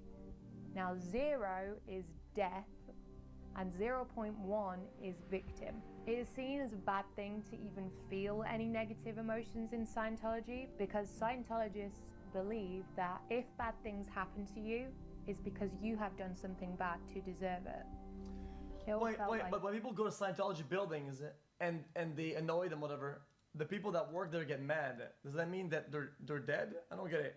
Emotional torture. So you can see how this is kind of a dangerous gray area. On one hand, the goal of the therapy sessions is for you to feel better, for you to cope with all of your past trauma and your negativity, and for that to then release and have positive ramifications on your life. But then the other hand is like, well, no, you're not actually solving these problems. You're just being tricked into thinking that you're solving these problems. And then you have to pay for more auditing sessions for you to keep solving these problems. And we'll go deeper into the financial component of all of this in a minute. But in the late 80s and early 90s, Tom Cruise wasn't overtly public about his Scientology ties as he was still growing his career. After Top Gun, he continued to have an incredible run in Hollywood. The Color of Money, Cocktail, Rain Man, Days of Thunder, A Few Good Men, The Firm, hit after hit after hit. Everything that Tom Cruise starred in was a box office smash. In 1988, he was the highest grossing box office star, and to this day, he is the number 6 highest grossing actor of all time, with a combined total of $12 billion generated. He was a convincing leading man who does all of his own stunts. He had near perfect looks. On set, he was known to be honest, humble, and a genuine person. He is a little he was considered by many to be the perfect human, yet somehow still very mysterious. You've got one of the nicest reputations in Hollywood. I mean, everyone who interviews you says, hands down, you are polite and giving. But I've interviewed you a lot of times, and you don't let people real close. How come? I think I'm letting you pretty close, Lisa. Do you feel like you hold something back or you protect something? Bro, she's not a therapist. What kind of question is that? Yeah, I mean, I'm doing this, to help promote the films. I mean, I really don't hold back that much. I mean, you ask me anything, but I mean, there is a certain, certain things that I really don't want to talk about, and certain things that really aren't important, aren't important for people to hear, and I really don't even think they want to hear. In the early 90s, Tom began speaking about the Church of Scientology more publicly. Tom, let me try to understand. The Church of Scientology, is this something that feeds you spiritually, or is it a technique that just helps your mind? Is it a religion? Yeah, I mean, by definition, it is a religion. And is it for you? Does it help you in a spiritual way? Yeah, but the thing is that it's not a matter of being fed something. And it is not someone telling you how to live your life. It is not someone feeding you what is real for them. It is what is real for you. It is a self-exploration. Does it bother you that it is considered so controversial, that it is considered a cult, that it has been investigated? I'm not telling you anything you don't know. No, it doesn't. For me, I don't care. It doesn't affect me at all. It doesn't matter to me. Whatever anybody thinks or what they don't know, I know what I know. He still seemed to be reserved, not willing to go into immense detail about how the church functions and his role in it. In 1986, L. Ron Hubbard died, and David Miscavige was named chairman of the board, or the leader of Scientology, in 1987. At 2,000 hours Friday, the 24th of January, AD 36, L. Ron Hubbard discarded the body he had used in this lifetime for 74 years, 10 months, and 11 days.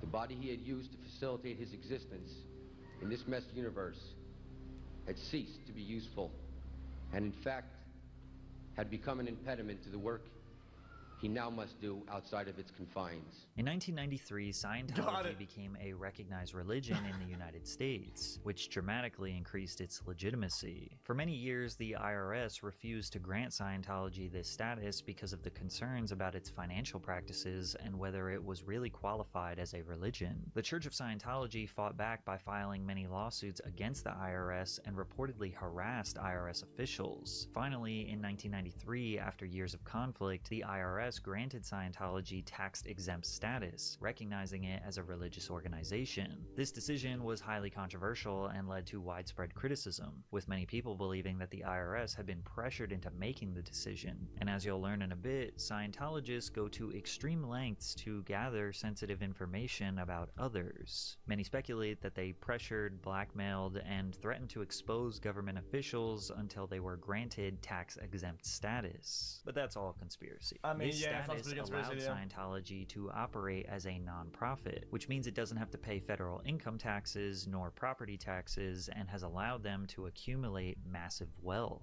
It is estimated that the church has generated between $1 and $3 billion. But how did they get that money? Well, first of all, donating money to a church or a religion is very common. Scientology happens to strategically recruit members of mass wealth, celebrities, Hollywood superstars, so it's safe to assume that those people are donating potentially millions of dollars. However, the auditing sessions are also very costly. Remember, the main goal or the point of being a Scientologist is to go clear. However, there are levels or goals that you essentially rank up to along the way. These are called operating thetan levels or OT levels, which are the goals that you hit before reaching the bridge to total freedom. Each spiritual level has an estimated real cost that it would take to reach it. Costs can vary considerably depending. Wait, there's literally a pyramid scheme almost, or it's almost like karate where you get a new belt or whatever, but instead you have to buy into the next stage or whatever. This is insane. On the needs of the individual, but it is speculated that somebody would be paying well over $100,000 into potentially $500,000 in auditing sessions to reach clear. Finish a course or an auditing action. You're not allowed to finish it until you write up a success story on how great it was and how it changed your life and how you would want other people to have that. Now, if you're like, I'm not really feeling it. You're like, oh, you're not? We're gonna have to go back and see what's wrong with your last level, and that costs you more money. Hop on the lobotomy machine, my friend. The beatings will continue until morale improves. But you get to a point where it literally costs you more money to say that thing didn't give you exactly what you hoped it would. So you're trained to lie to yourself. That's crazy. Just to save money. And then you get up and you lie to everyone else to get them to do it as well. You can also pay money in advance to the church for them to hold it and keep it as almost like a bank account for auditing sessions in your next life. They're good people, and they're being defrauded out of their life savings. I mean, it costs $250,000 easy to be assigned. How do these people though that aren't who don't have a lot of money? How do people afford that? That's the thing. It's amazing. It shows you the ability of someone who has a belief and a faith that they're doing amazing things. They work to pay for their religion. They live below their means to pay for their religion. It is impossible to advance in the religion without completing the required courses and auditing sessions. No other modern religion with a congregation size comparable to that of the Church of Scientology mandates recurring payments to merely participate. Yet, Scientology's entire foundation and religious ideology is built upon these required payments from parishioners. Additionally, the Church of Scientology saves an enormous amount of money in labor costs because they pay their employees or volunteers next to nothing, a mere $50 per week stipend. However, many of them are okay with this form of payment as they have become fully dependent on the Church of Scientology in every aspect of their lives. The Sea organization is the most dedicated version, the most dedicated brand of Scientologists. So there's three echelons of Scientologists. There's public, who just live normal lives in the real world and they pay to do Scientology courses and auditing. Then there's staff members who also live in the real world, but work on 2.5-year contracts or 5-year contracts at their local Scientology organization. And then once they finish their contract, their debt is paid or whatever. And then there's the Sea Org members. These are the guys who sign the billion-year contracts. They don't have lives in the outside world. They don't own property. They live in Scientology-provided housing. They eat in Scientology-run cafeterias. Is there an actual contract that's It's symbolic. How knowledgeable is this guy about this? Or is he just yapping? According to L. Ron Hubbard, the Sea Org initially operated on 3 real ships, the Diana, the Athena, and the Apollo, which Hubbard used to spread the teachings of his new religion. According to Hubbard, much of the galaxy, including Earth, was ruled tens of millions of years ago by the Galactic Confederacy, controlled by a tyrant named Xenu. Xenu was eventually overthrown by a group with the Confederacy known as the Loyal Officers, and Sea Org is modeled after these Loyal Officers. Sea Org members are considered the most dedicated Scientologists, signing 1 billion-year contracts to serve the church across multiple lifetimes. Many join at a young age, some even as children, and endure a rigorous lifestyle that includes up to 100-hour work weeks, strict discipline, and a $50 per week wage. They do not have relationships or communication with the outside world. They are not allowed to have children. They eat, sleep, and breathe solely for the purpose of Scientology. They do normal. Yeah, she kind of looks like They eat, like the Mary Jane from fucking Spider-Man, no? sleep, and breathe solely for the purpose of Scientology. They do normal jobs, just like any other business, but they are assigned to them like a military post. You have the treasury, which consists of people who receive, collect and invoice money, pay bills, manage assets. You also have sales representatives who get people to sign up for the religion. You have a promotional team who sends out flyers, emails, and advertisements for the church. You also have auditors, and the people who train the auditors, and the people who monitor the people who are training. Well, hold on. We have fun though, lol. Well, hold on. Are you part of this? Huh? Who said that? Fuck.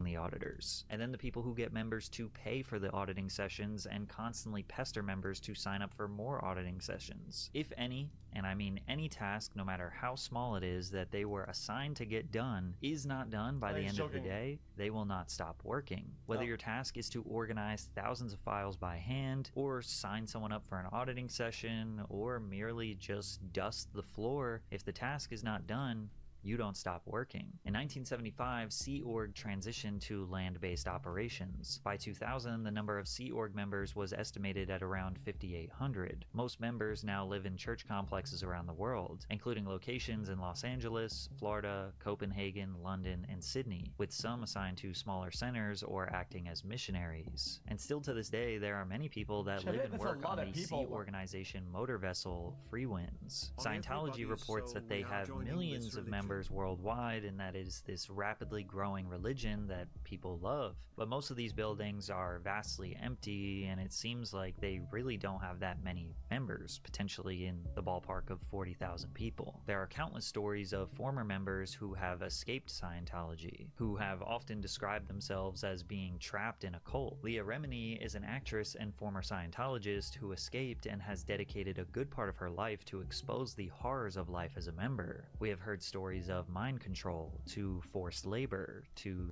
sexual assault and abuse, to a secret prison camp called The Hole, where disgraced members of the church are sent to effectively be tortured. Describe it for us. It had bars on the windows, and the one entrance was guarded by security 24 hours a day. The hole basically was some kind of a slang term that had been coined long before I got there, and it was where you ate there, you slept there on the floor, and you never left with the exception of a brief period to go take a shower. When you say slept there on the floor, did you have cots or bunks or some kind of beds? No, you slept today. You were given a sleeping bag, you slept on the floor in a sleeping bag. And what were the conditions like on the floor to sleep? Well, there were ants. The place was infested by ants, so ants would crawl on you. And there was a 2-week period during that time when all the electricity had been shut off, as ordered by Mr. Miscavige. And this was, of course, in summer in the desert, and so the temperature in there was about 106. Hold on. I'm an OT8 Tetha member. Hold on. And these people are lying. It's not like that at all. Hold on. What the fuck? Bro. Come on, bro. Jesus, man. I saw this guy's name in chat. Fuck, man. Dude, I read the comment before reading the name, though. Absolutely not physically possible couldn't make it past security. The windows were barred. Right from the beginning when I went in, I obviously was trying to figure out, plotting how to get out. Were you used to, in your life, getting beaten up? Was that something you were used to? No, never. And you were a 40-something-year-old woman with a very, very respected job. Yes. Any and all accusations of major or minor misconduct within the church has been vehemently Objection, denied. leading. They have never been tried or found guilty of committing any sort of crime. However, one form of justice they did admit to doing is called overboarding, which in the days of L. Ron Hubbard sailing the Mediterranean in his fleet of ships consisted of throwing members off the ship into the ocean. According to author Janet Reitman, the modern version of this justice consisted of going outdoors in the middle of the night and assembling at the base's swimming pool or its muddy lake. Members would then jump or be pushed into the water, often in freezing conditions, while fully clothed and with Miscavige watching. Church lawyer Monique Yingling said overboarding is a part of ecclesiastical justice. They're not backing away from it or ashamed of it, she said. It has been done hundreds of times with precautions taken to make it safe. Scientology has a no-tolerance policy on anyone who criticizes or attacks their practices. It is often referred to as attack the attacker. The procedure is as follows. Spot who is attacking us, start investigating them promptly for felonies or worse using own professionals, not outside agencies. Double curve our reply by saying we welcome an investigation of them. Start feeding lurid, blood, sex, crime, actual evidence on attackers to the press. You can get reasonable about it and lose. Sure, we break no laws. Sure, we have nothing to hide. But attackers are simply an anti-Scientology propaganda agency so far as we are concerned. They have proven they want no facts and will only lie no matter what they discover. So banish all ideas that any fair hearing is intended and start our attack with their first breath. Never wait. Never talk about us. Only them. Use their blood, sex, crime to get headlines. Don't use us. There's a process called noisy investigation. It's written up in Scientology and approved by Ron Hubbard. And what a Scientology agent will do is they'll get a list of everybody you know, including your doctor, your dentist, your travel agent, whoever, your friends, your family. They will then contact every person on the list, whether directly or on the phone, and say, we're gathering information about John Atack or whoever and their criminal background. We found out some really interesting things already. I had this done to me, and my mother-in-law, one of my brothers-in-law, decided to talk to the private detective who'd been sent over from Los Angeles. He travelled as far as Australia to find people who'd known me. It was put about that I was a recovered heroin addict. I've never taken heroin in my life. I was a rapist. I'd attempted murder. I'd molested children. These are standard stories that are told about critics of Scientology. They're made up. Check out this entire YouTube channel that creates high production value interviews, all dedicated to saying negative things about ex-Scientology members who are now speaking out. Aaron Smith Levins, Mark and Claire Headley, and of course Leah Remini. They even get family members to speak about how violent, abusive, and horrible these ex-members are. Even David Miscavige's own father, who got him into the church to begin with, claims that he was being tracked down and targeted by the church. I was a Scientologist for 42 years. Were you raised in it? No, I got my family in 1970. But I was in the church for 42 years. The last 26 and a half years, I worked at the International Base in Hemet, California. I escaped from that base on March 25th, 2012. You escaped? Escaped, that's right. I had to plan that escape for 6 months. About a year and a half later, there was a private investigator caught by the name of Dwayne Powell, who was around the corner from my house, looking at a house to buy so he could spy on me from that house. So a lady in the neighborhood saw him, and she thought he was a drug dealer or up to no good. So she called the West Dallas police. And Nick Pye came out and confronted the guy. He gave Nick some shit. Nick said, hey, listen, man, you're under arrest. Do you mind if I look in your car? So Nick went to the van and opened it up, and in a trunk, there were 5 license plates from 5 different states. There were 2 handguns, a stun gun, 2 rifles, 1 fitted up with a silencer, and 2,000 rounds of ammunition. So they arrested the guy. They took him in for interrogation, how they operated. They were getting paid $10,000 a week to follow me and report on my doings from 8 o'clock in the morning till 8 o'clock every night. I'm sure many of you know that the Scientology iceberg is extremely deep. This information just scratches the surface. Is that all but it's documented important shit to or what? understand a simple breakdown of this, as it is effectively Tom Cruise's belief system. And since Tom is one of the biggest outspoken activists supporting Scientology, his support gives them an enormous amount of legitimacy since he is a beloved superstar worldwide. Every time they open a new church, they invite Tom to give a speech at the grand opening. Our kids need help. This world needs help. The kind of help where people can help themselves. Now, I have and will continue to dedicate my life to accomplishing this. And I am supremely grateful to Mr. L. Ron Hubbard for the study technology he provided, because I would not be here today if I didn't get that. Technology, of course. And I am honored to be part of the applied scholastics movement, because I know now that I can truly help. And so can you. But regardless of his ties to the controversial church, Tom continued to have rampant success in Hollywood. The Firm, Jerry Maguire, Mission Impossible, which became a 7-part series that defined his career as a stuntman. He learned how to skydive, fly, and put in the homework to make a role look realistic. He also had Eyes Wide Shut, Magnolia, The Last Samurai, and Minority Report to prove that he wasn't just a one-trick pony who does heroic action films. However, with the extreme rise of tabloid culture, publications were interested in poking and prodding around the personal lives of celebrities. And since Tom was a wildly successful actor with a popular actress wife and 2 adopted children, they were a pretty good target. We're private people. We are human beings.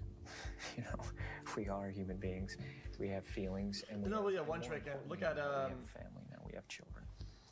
And look at Thunder, whatever for movie. For years, we were told, and just don't worry. Tropic Thunder. All these kind of rumors and gossip, all of a sudden starts getting printed in, legitimate magazines, and and I'd send letters asking for an apology. It's not true, and then you start getting letters back where they say, and I just said, you know what? I'm mad as hell and I'm not going to take it anymore. And it's not right. And if they're not going to be responsible, I am going to make them be responsible. The Church of Scientology has been blamed for having a huge impact on how Tom Cruise's relationships started and ended, making people wonder just how much control it has over its most famous members. Cruise was married to actress Mimi Rogers in 1987, who was the one who actually helped convert Tom to Scientology, but by the end of 1989, Cruise had filed for divorce. According to former Scientologist Mike Rinder, who wrote about his experiences in his book A Billion Years, My Escape from a Life in the Highest Ranks of Scientology, he claims that Scientology leader David Miscavige was heavily involved in Cruise's life at the time, even helping to facilitate Cruise's relationship with Nicole Kidman while they were filming Days of Thunder in 1990. Rinder alleges that Greg Wilher, Cruise's personal auditor from the church, was assigned to get Mimi to agree to a divorce so Tom could marry Nicole, which was highly unusual and would never have happened with a normal Scientologist. But what could Scientology's problem be with Mimi Rogers? Well, Rogers' father, Philip C. Spickler, had been closely involved with Scientology founder L. Ron Hubbard, but he left the church in the early 1980s. This reportedly made Mimi Rogers herself less favorable in the eyes of Scientology's leadership, particularly David Miscavige. Morton's biography claims that the Scientology leadership felt such hostility towards Mimi's father that Mimi was stained by association, which may have contributed to David Miscavige's push for the divorce. Did the whole test Tom thing or Cruise and whatever, Nicole Kidman met during the filming of Days of Thunder in 1989 and married in 1990. During their marriage, Cruise became more deeply and publicly involved in Scientology. Kidman, who was raised Catholic, was not initially a member of the church, but eventually became more involved and even undergoing frequent auditing sessions. However, their relationship with the church became strained as Kidman allegedly expressed concerns about the church's influence over Cruise, as well as her not wanting her children, Isabella and Connor, who were then 8 and 6 at the time, to be raised under Scientology's teachings and methods. One former Scientologist, Teresa Summers, who raised one child inside Scientology and another outside, shared her experience with the church's practices. Summers described how the church discouraged regular medical treatment, comfort, and nurturing for children.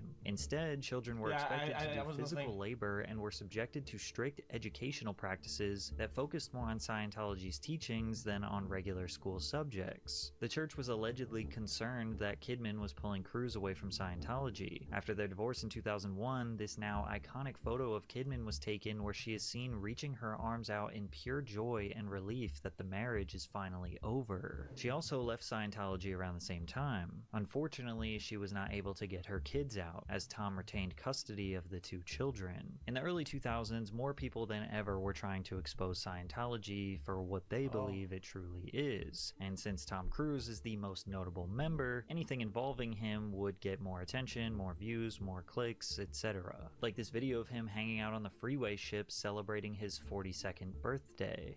Thank you.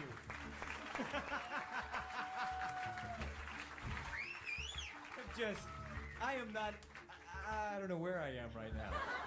You know, you have to kind of be there to understand this reality. You know how that is? This is incredible. This is just, I will not, how do I thank you? Thank you, thank you, thank you, thank you. It's the best birthday ever. I mean, ever. Or the speech he gave when accepting Scientology's made-up Freedom Medal of Valor. These are the times now, people. So that sounds like drugs, These are but the times we will all remember. Were you there? What did you do? I think you know that I am there for you. And I do care so very, very, very much. So what do you say? We need to clean this place up? Huh?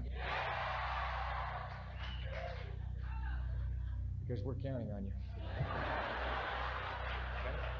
All right? Dweller H. But there was one video that fundamentally changed Scientology's public reputation. In this 9-minute video of what seems to be a Scientology promotion reel, Tom is ranting about Scientology with the signature Mission Impossible theme song playing in the background. And just like every other time he talks about Scientology, he says a whole lot of nothing. You can just see the look in their eyes. You know the ones that are doing, you know, and you know the spectators who are the ones that are going, well, it's easy for you, or what am I doing? And it's just, that thing is, I've canceled that in my area. It's like, man, you're either in or you're out. That spectatorism, and it's something that is, we have no time for it now. So it's our responsibility to educate, create the new reality. You know, we have that responsibility to say, hey, this is the way it should be done. Because we do it this way and people are actually getting better. And let's get it done.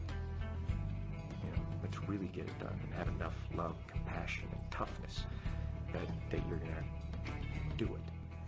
And do it right. Trust me when I say that this entire 9-minute video is just him stringing together a bunch of vague, nondescriptive sentences that absolutely lead to no point whatsoever. This video was so confusing and so laughable that it started to turn Scientology into somewhat of a joke or a meme. It began to lose its sort of mysterious and almost cool and interesting luster, and yeah, people were just not taking it seriously anymore, like it was just a joke. To add fuel to the fire, South Park made an entire episode mocking Scientology. It all began 75 million years ago. Back then, there was a galactic federation of planets, which was ruled over by the evil Lord Xenu. Xenu thought his galaxy was overpopulated, and so he rounded up countless aliens from all different planets, and then had those aliens frozen. Frozen alien bodies were loaded onto Xenu's galactic cruisers, which looked like DC-8s, except with rocket engines, and dumped them into the volcanoes of Hawaii. The aliens were no longer frozen, they were dead. The souls of those aliens, however, lived on, and all floated up towards the sky. Xenu didn't want their souls to return, and so he built giant soul catchers in the sky. There, the souls were forced to watch days of brainwashing material, which tricked them into believing a false reality. Xenu then released the alien souls, which roamed the Earth aimlessly in a fog of confusion.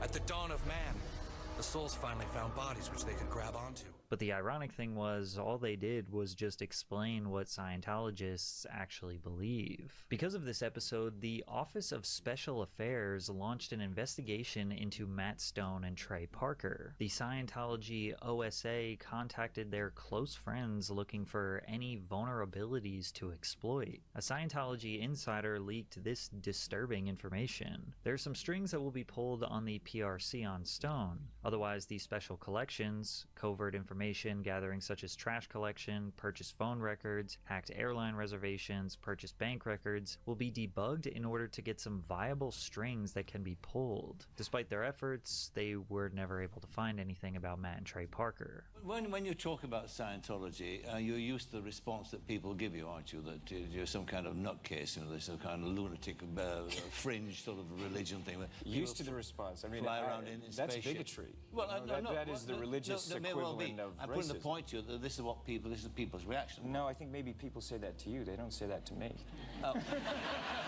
With Scientology being scrutinized and laughed at more than ever, Tom's behavior wasn't really helping. It all started in 2005 when Tom was doing media tours expressing his profound love for his new girlfriend, Katie Holmes.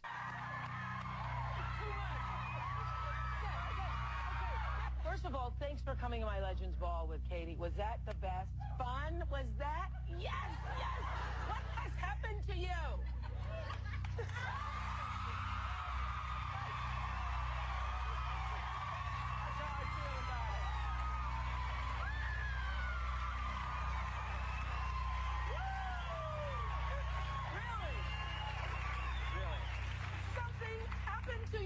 Something happened to you.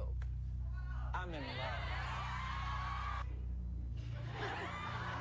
I don't get it. They're literally on the edge of their seats. They're like this. No, I know what he's doing. He's processing. He's trying to figure out what he is going to tell, what he isn't going to tell. Have you ever felt this way? Dude, this is like he cleared. He's on the minus 40 or whatever. You are gone. He hit max rank on the fucking on the scale. But some interviewers, like Matt Lauer, wanted to learn about how Scientology affects Tom's relationships. Katie has mentioned that she is embracing, or at least exposing herself and opening herself up to Scientology. At this stage in your life, could you be with someone who doesn't have an interest? You know, Scientology is something that you don't understand. It's like you could be a Christian and be a Scientologist, okay? Scientology is something... So it doesn't replace religion. And it is a religion because it's dealing with the spirit, you know, you as a spiritual being. And it's something that there's tools that you have that you apply to your life. They then go on to discuss when Tom Cruise criticized actress Brooke Shields for taking antidepressants for postpartum depression. And I know that psychiatry is a pseudoscience. But Tom, if she said that this particular thing helped her feel better, whether it was the antidepressant or going to a counselor or a psychiatrist, isn't that enough? Matt, you have to understand this. Here we are today, where I talk out against drugs and psychiatric abuses of electric shocking people, okay, against their will, of drugging children with them not knowing the effects of these drugs. Do you know what Adderall is? Do you know Ritalin? Do you know now that Ritalin is a street drug? Do you understand that? The difference is this was not against her will, though. But this wasn't against Brooke's will. Matt, I'm asking you a question. I understand there's abuse of all of these things. No, you see, here's the problem. You don't know the history of psychiatry. I do. Aren't there examples, and might not Brooke Shields be an example of someone who benefited from one of those drugs? All it does is mask the problem, Matt. And if you understand the history of it, it masks the problem. That's what it does. That's all it does. Okay. You're not getting to the reason why. There is no such thing as a chemical imbalance. So postpartum depression to you is kind of a little psychological gobbledygook? No, No, I did not say that. I'm just asking what would you call it? Matt, that is the post. Now you're talking about two different things. But that's what she went on the antidepressant for. But what happens, the antidepressant, all it does is mask the problem. There's ways of vitamins and through exercise and various things. I'm not saying that that isn't real. That's not what I'm saying. That's an alteration of what I'm saying. I'm saying that drugs aren't the answer. You guys say Bezed because a couple like red pillars, dumb fucks, internet like pseudo dumbass, actual mental retardation fucking pushers or whatever have been saying this shit like the past couple years or whatever, and you feel validated into saying that. Like you're fucking brain dead. Like what the fuck are you talking about? That these drugs are very dangerous. They're mind-altering, antipsychotic drugs. Brother, if you repress a part of yourself, right? Because of some social problem, whatever problem it is, okay? And then there's a chemical imbalance, whatever, right? Even if you have therapy and shit and you do it all properly or whatever, and it's all fixed or whatever, brother, some people just don't get out of it. They're imbalanced. What they have remains. Like the help of medication is perfectly fine. Like that helps the process for a lot of people. Brother, it's like some documented scientific thing. It's not some fucking some guy who wrote some fucking book like 1 billion years ago about some aliens flying or some shit like that. It's some actual science. Like calling that pseudoscience is ridiculous. Like what? And there are ways of doing it without that, so that we don't end up in a brave new world. While Tom does make some interesting points about the potential dangers of using prescription medication, as well as claiming that it would be advantageous for us to pursue more natural remedies, it's kind of hard to take him seriously when he says that psychiatry is pseudoscience, but he also believes that paying to reach your operating Thetan levels will allow you to cross the bridge into total freedom. Tom and Katie Holmes married in 2006, and from the very beginning, there were rumors about Scientology's involvement in the relationship. Cruise introduced Holmes to Scientology shortly after they started dating. Katie, who was raised Catholic, decided to... Bro, by the way, brother, you're fucking insane. Hold on. Are you saying it's the only way or is the easy way? Brother, there's no easy way. Okay? If you have a mental health problem, if there's an easy way, you should take the easy way, brother. Like, if you have problems that are hindering your entire life, you should take the best possible course of action that you can take. Like, what are you talking about? Like, dude, I'm such a Chad. I'm gonna take it the hard way, dude. Like, I'm only gonna fucking work out. Only gonna eat bananas, broccoli, and chicken. Okay, and I'm telling you, dude, in 15 years. I'm gonna be fixed, brother. Like, holy shit, man. Convert to Scientology, which nobody was surprised. Soon after their marriage was official, Katie Holmes was encouraged to cut ties with her previous management team and replace them with people connected to Scientology, effectively putting her career in the church's control. Brother. Healthy body, healthy mind, I get it, okay? Brother, if you work out and you spend time exercising or whatever, yes, it's better for you. And I understand. Why not do everything? Why not do the workout and the therapy? And if your doctor or whatever, or your psychiatrist or your whatever licensed professional says, listen, man, your shit's fucked up. You probably need medication. If you do medication and therapy and exercise, why not take the best path? That's not the easy path. It may be the best path, right? Why delay and hinder and possibly endanger your process and your well-being because of some bullshit guy that's on here says, no, you gotta do it. You gotta do it with chicken and rice, just because I said so. As time went on, Holmes became increasingly uncomfortable with Scientology's influence on their lives, particularly concerning their daughter, Suri. Tom insisted that Katie deliver the baby in near silence, following a Scientology ritual meant to prevent negative experiences from being imprinted on the child's mind. This silent birthing technique is part of the belief system that the noise during childbirth would cause engrams. There were rumors that the church had plans for Suri to join this. People think that they're Chads and they're like modern day fucking heroes and like tough people or whatever. Okay, listen. In terms of like mental health problems in high density, people that came back from war, actual war heroes, people that did crazy shit, the actual like legit like patriot Chad that you would say these are Chads or whatever, right? Came back home with a bunch of actual super mental health problems. Wait, what? What do you tell these guys? Dude, man, you guys should have exercised. Like, dude, you should have went to the gym and eat chicken and rice. But like, what are you on about? Like all the the people that are struggling with mental health problems aren't like these like sub beings that aren't Chads. You act like this only affects the non-Chads. This affects the Chads and the non-Chads, dumb fuck. Sea Org, which really made Katie worry and realize she needed to make a change. There were rumors that she was accompanied by a Scientology handler during her public appearances who would feed her lines about how much she adored Tom, as well as the church allegedly micromanaging various aspects of their relationship. Rumors aside, when analyzing what actually happened after their divorce is really telling about the reality of their relationship. You see, while Holmes was with Tom, he still had custody of his 2 children. Bella and Connor are devoted to their father and Scientology, and those children never really saw their mother, Nicole Kidman. So while Katie was with Tom, she was fearful this could happen to her child if she got a divorce. Yo, you're insane. I can't read the chat today, man. Bro, this red-pilled shit fucking Andrew Tate balding motherfuckers in chat. People who go to war actually go through something unlike average civilian. Brother, average civilians might have fucking a wartime at home, brother. Like, people get, like, beaten and fucking people have, like, terrible childhoods. Brother, what the fuck are you talking about, man? Like, you're so brain dead. Even at the, dude, especially at the early stages of a development, right? As people, like, children that are developing it. Like, when they need stuff, when they need attention and tools and education, they get nothing. All they get is fucking, like a bean and shit. Brother, like, yeah, they need help. What about it? Like, that's, you're insane.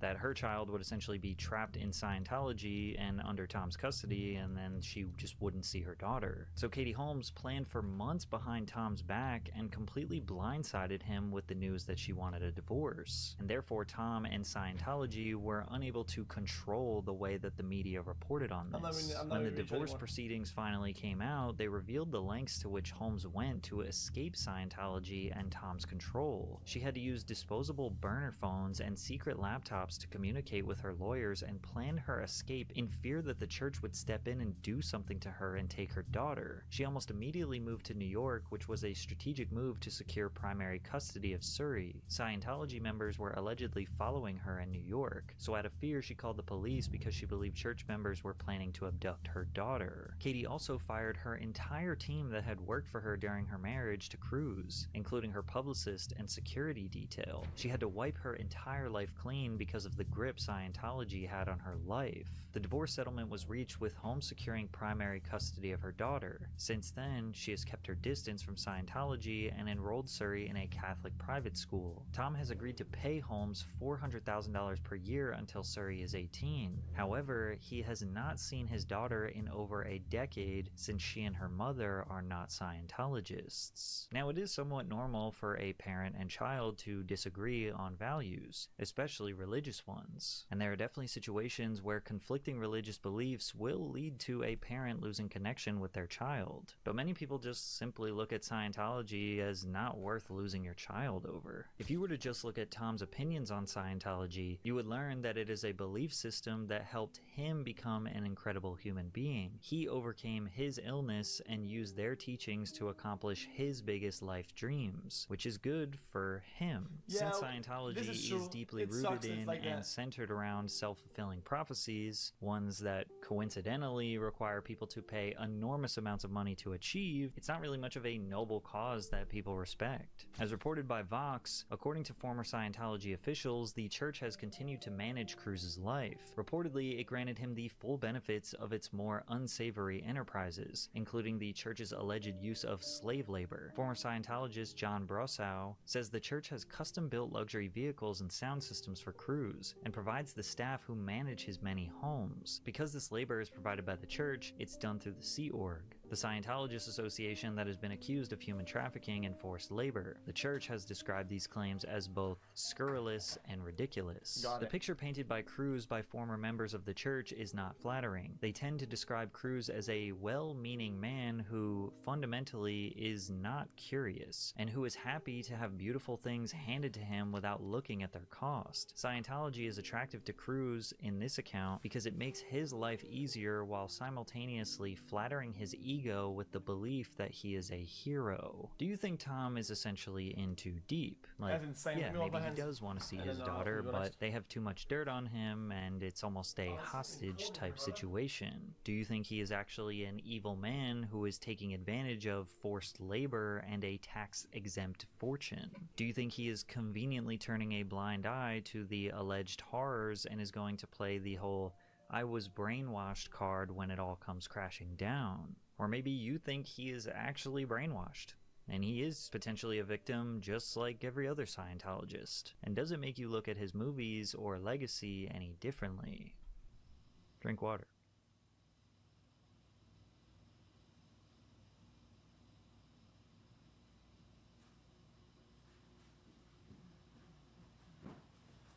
This whole video was a fucking disaster, straight up. Oh, I've had to drink water today, actually. Did you say drink water again?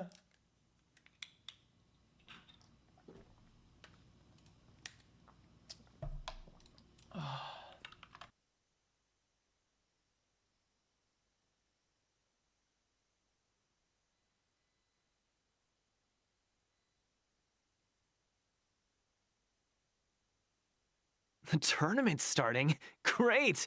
Let me get warmed up.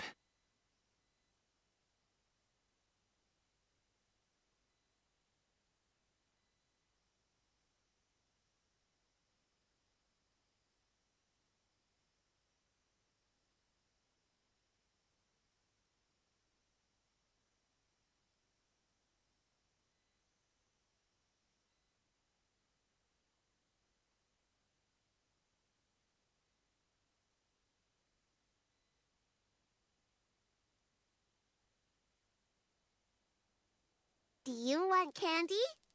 No? Huh. Then I'll have it. Ow.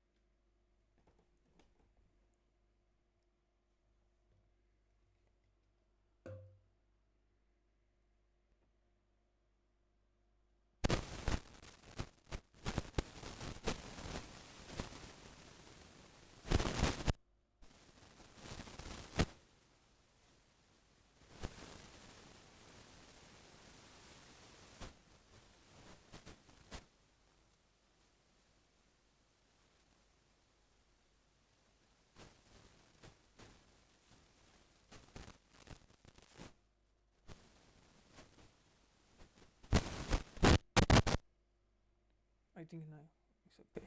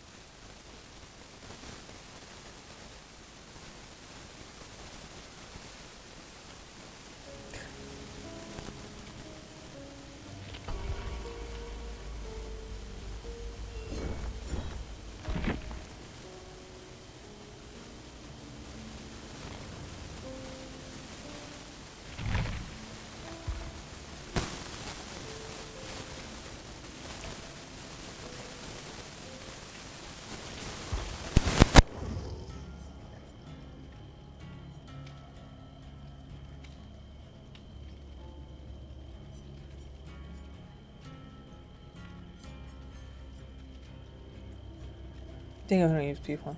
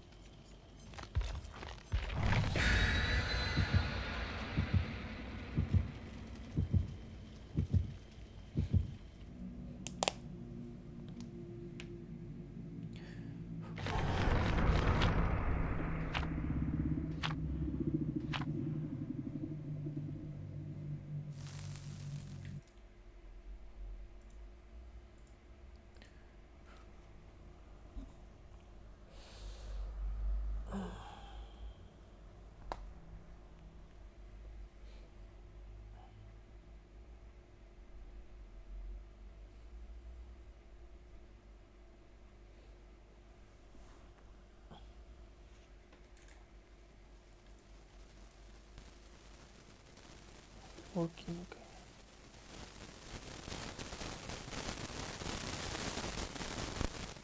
Think working that shit.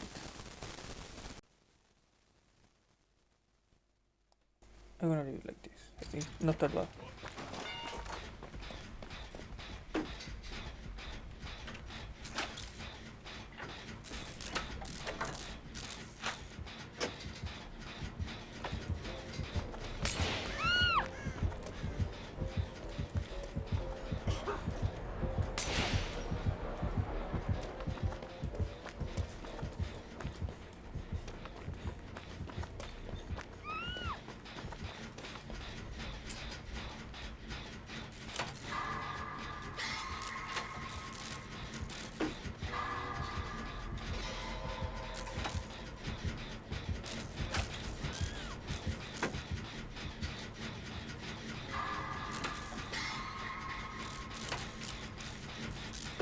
I don't think I have a lot of places to use blank handling.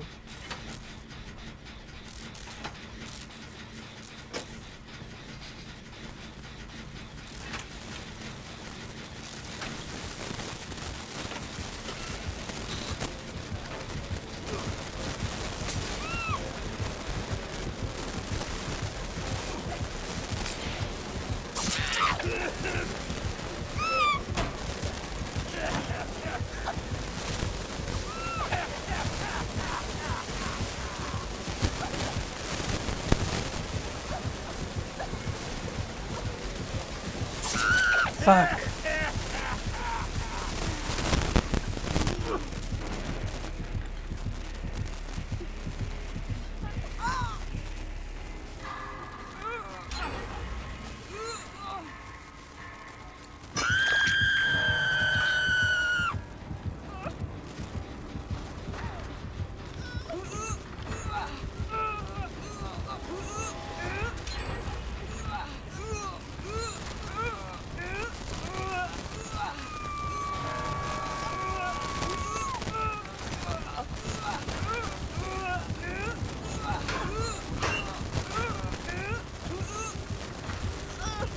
Why he check it there?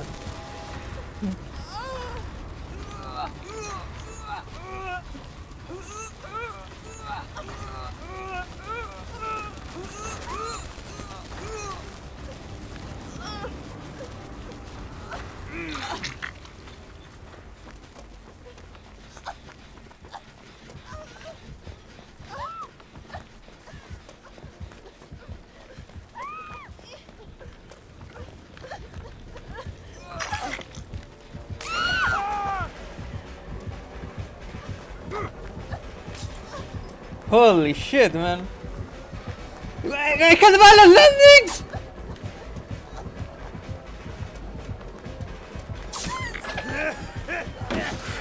Holy fuck!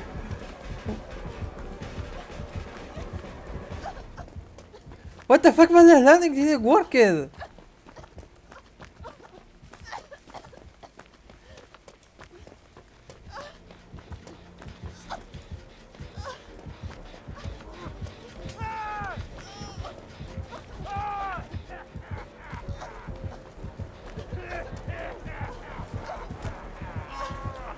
Fuck!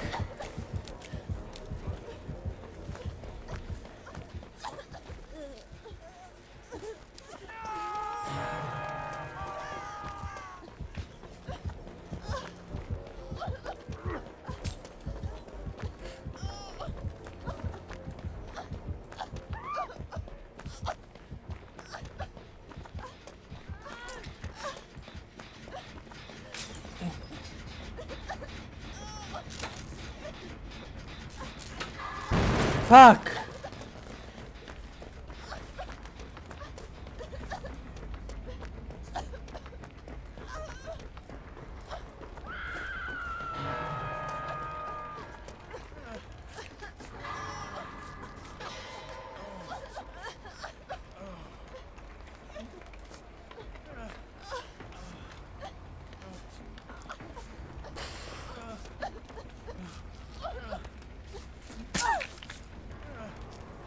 Oh no, he's going to come here, 100%.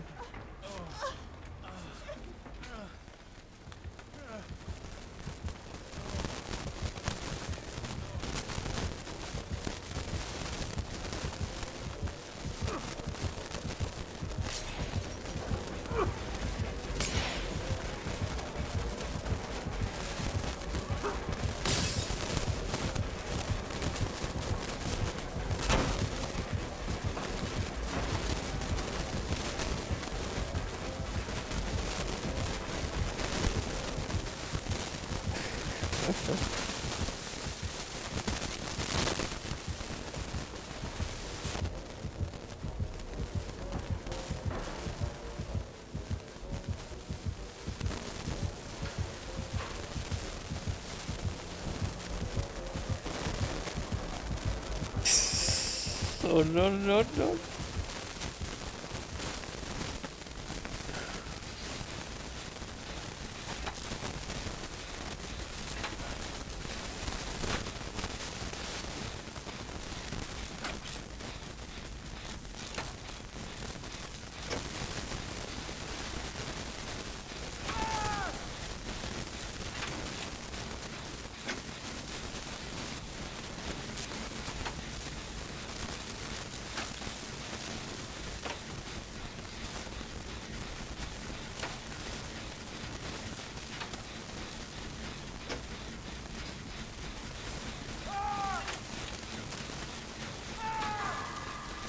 Why is she doesn't running?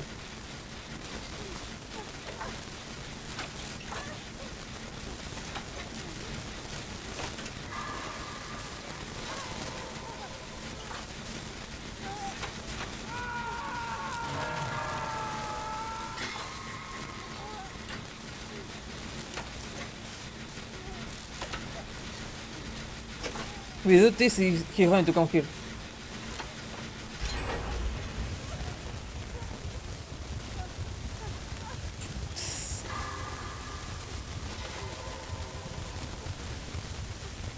I don't know why he came here. I think I have to go kill him. Too late. What is the killer?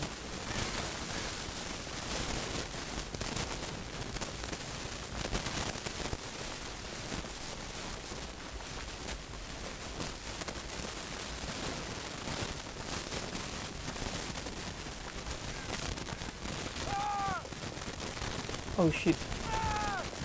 Come on, come on, come on, come on, come on, come on.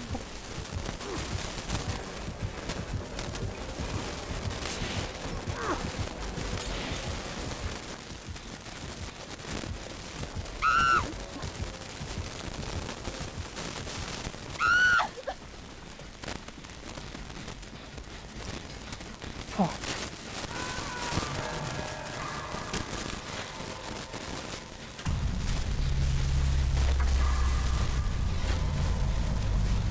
Oh no.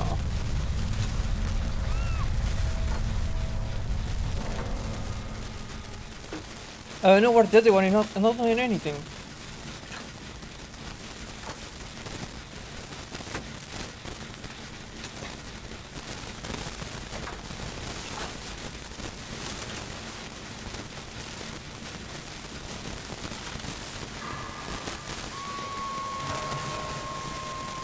I'm gonna finish this and I hope the other one, if you don't kill, the other one is gonna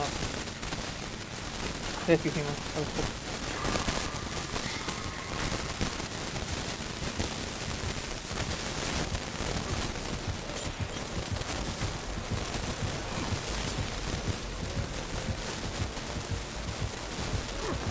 No tell me he saw me, don't tell me he saw me.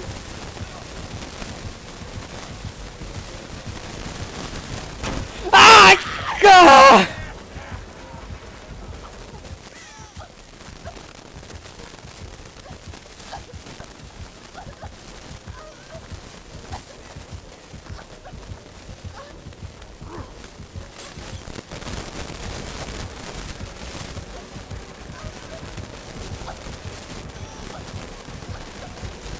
Finally!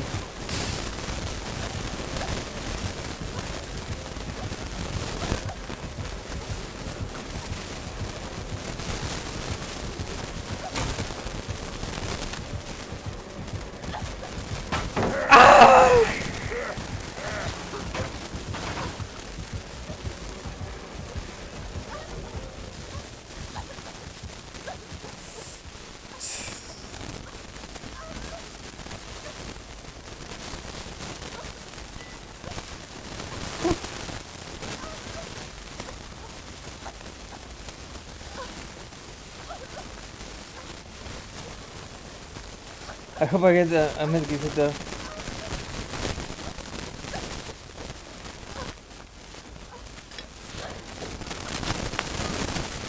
No, she's gonna get... Fuck. No, he ran!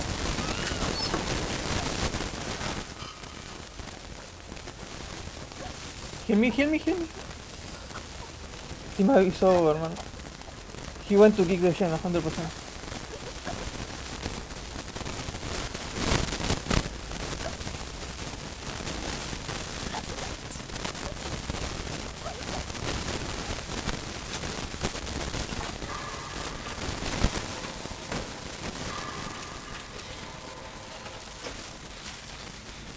I think I'm gonna bait him to chase me.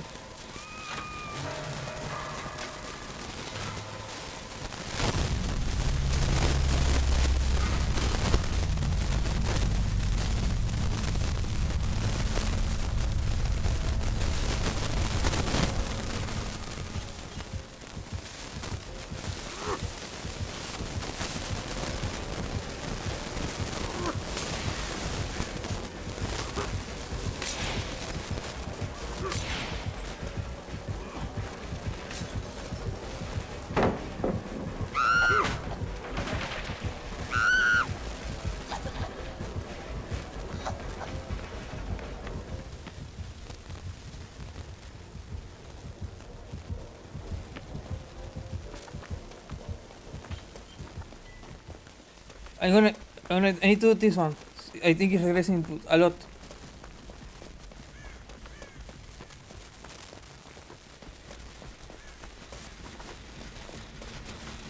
He might come here.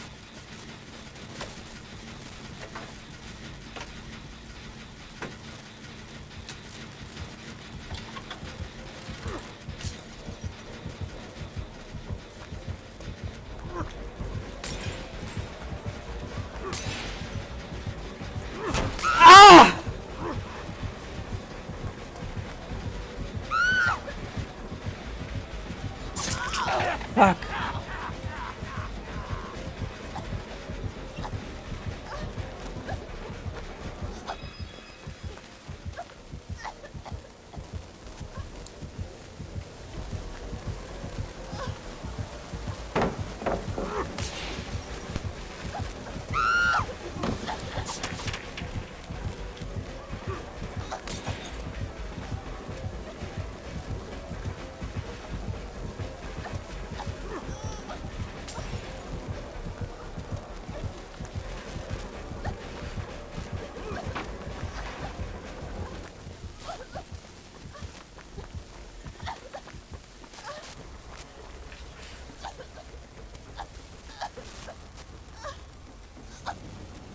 Now that is a dead zone, practically.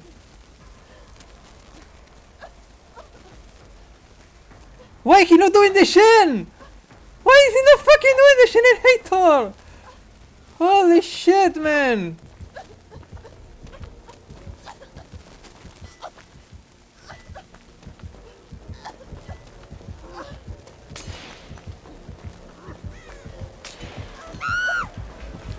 Ah!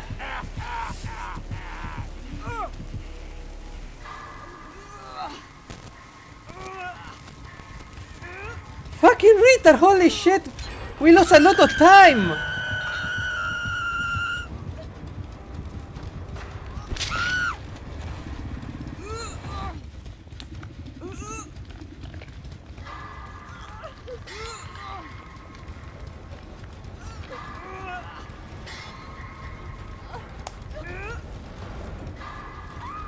No way, and now he dies. Holy shit, man, so retarded.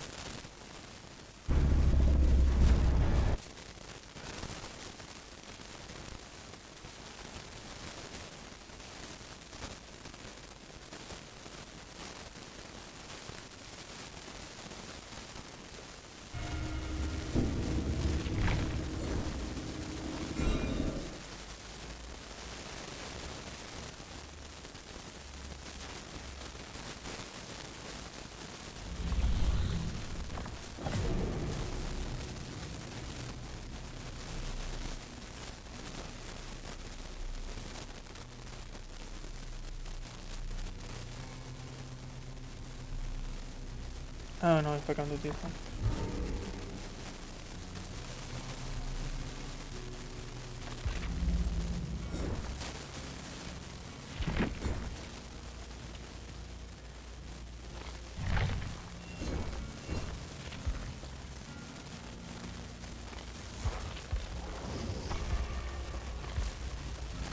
Wait, I know.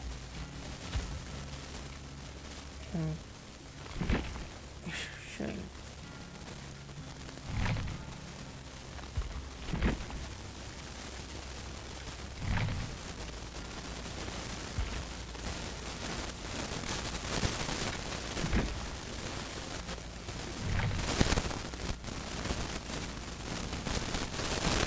Bishop.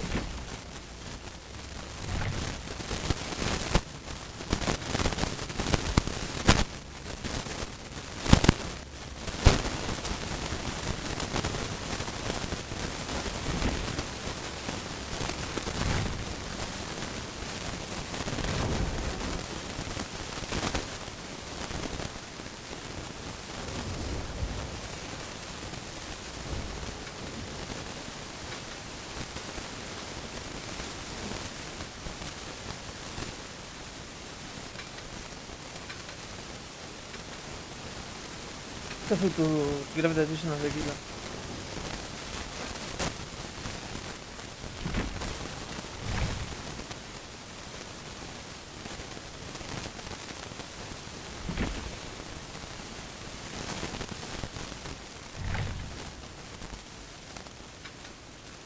Easy breezy.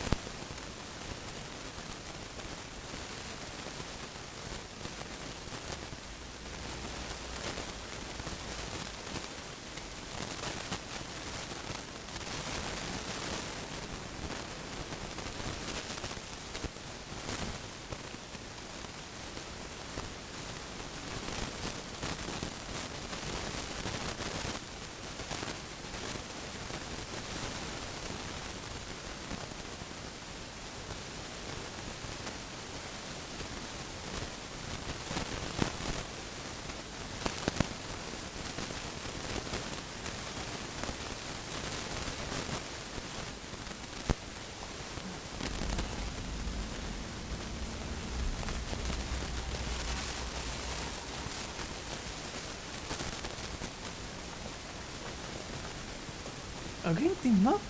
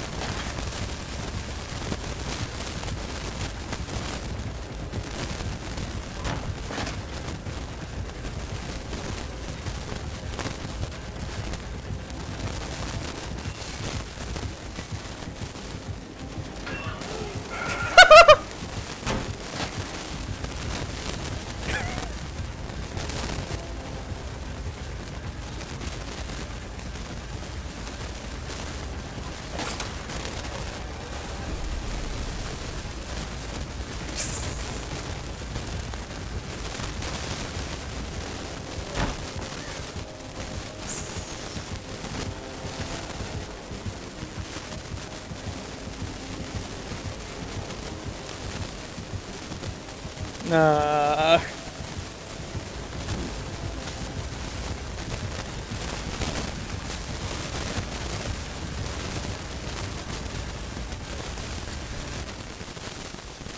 Keeping the units working.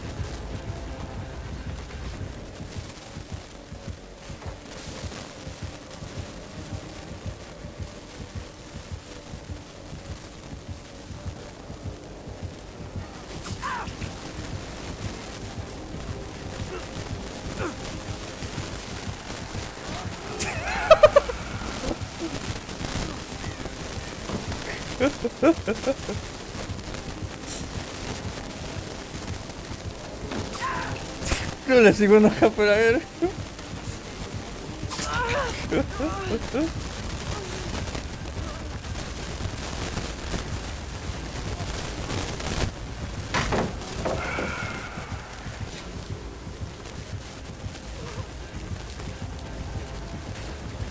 Oh no, no, no.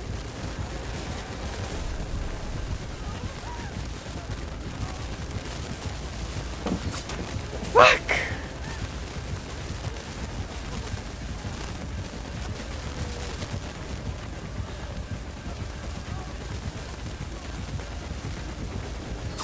Fuck!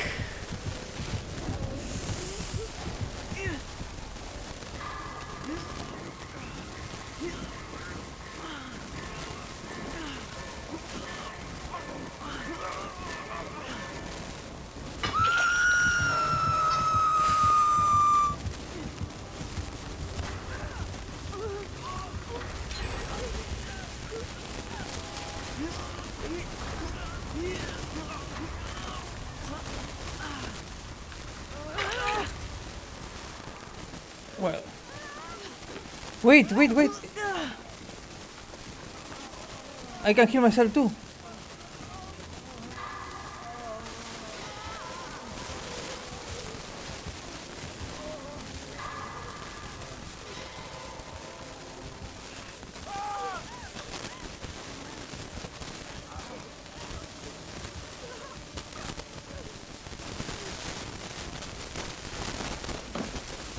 I think he had the one who can make you of the pallet.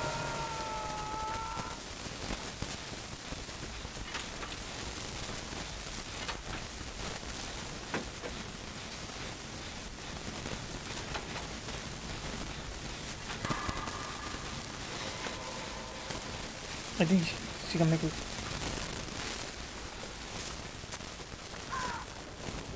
Wait, wait, wait, wait, wait.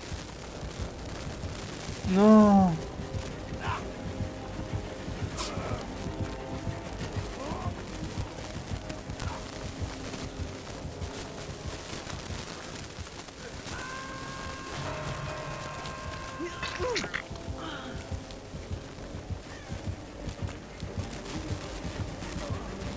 Ah!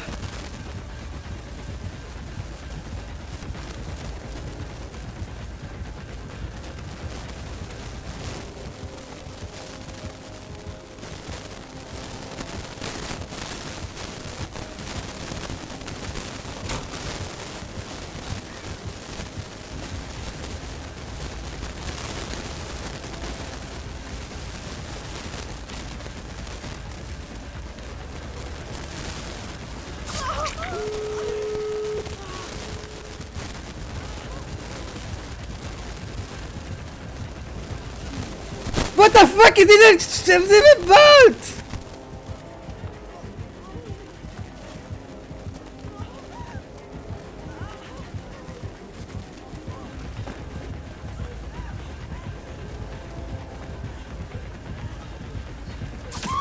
Fuck!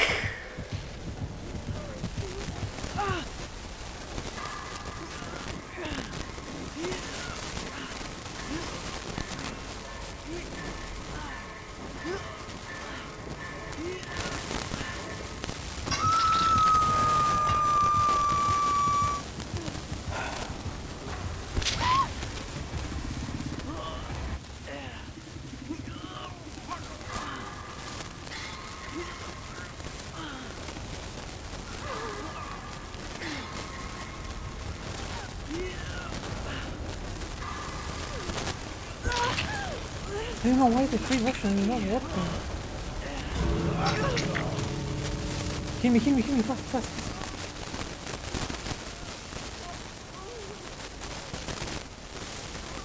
Come on, come on, come on.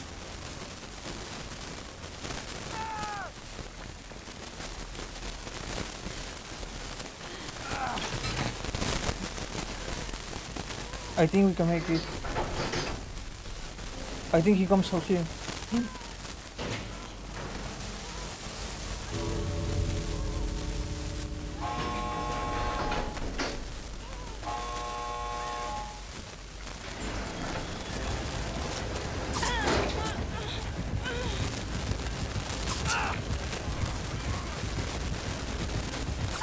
No, no!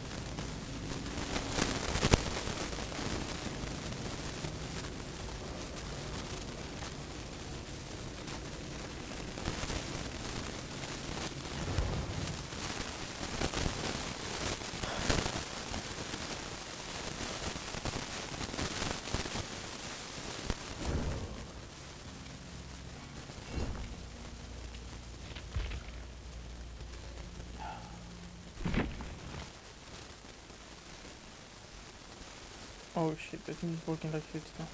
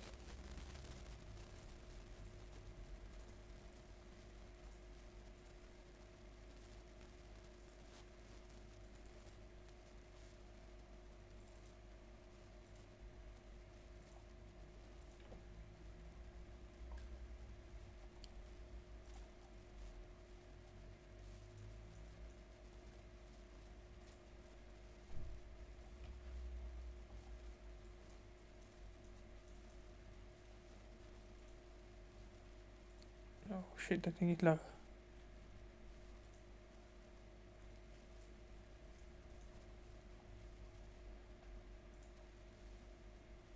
I think I have lag.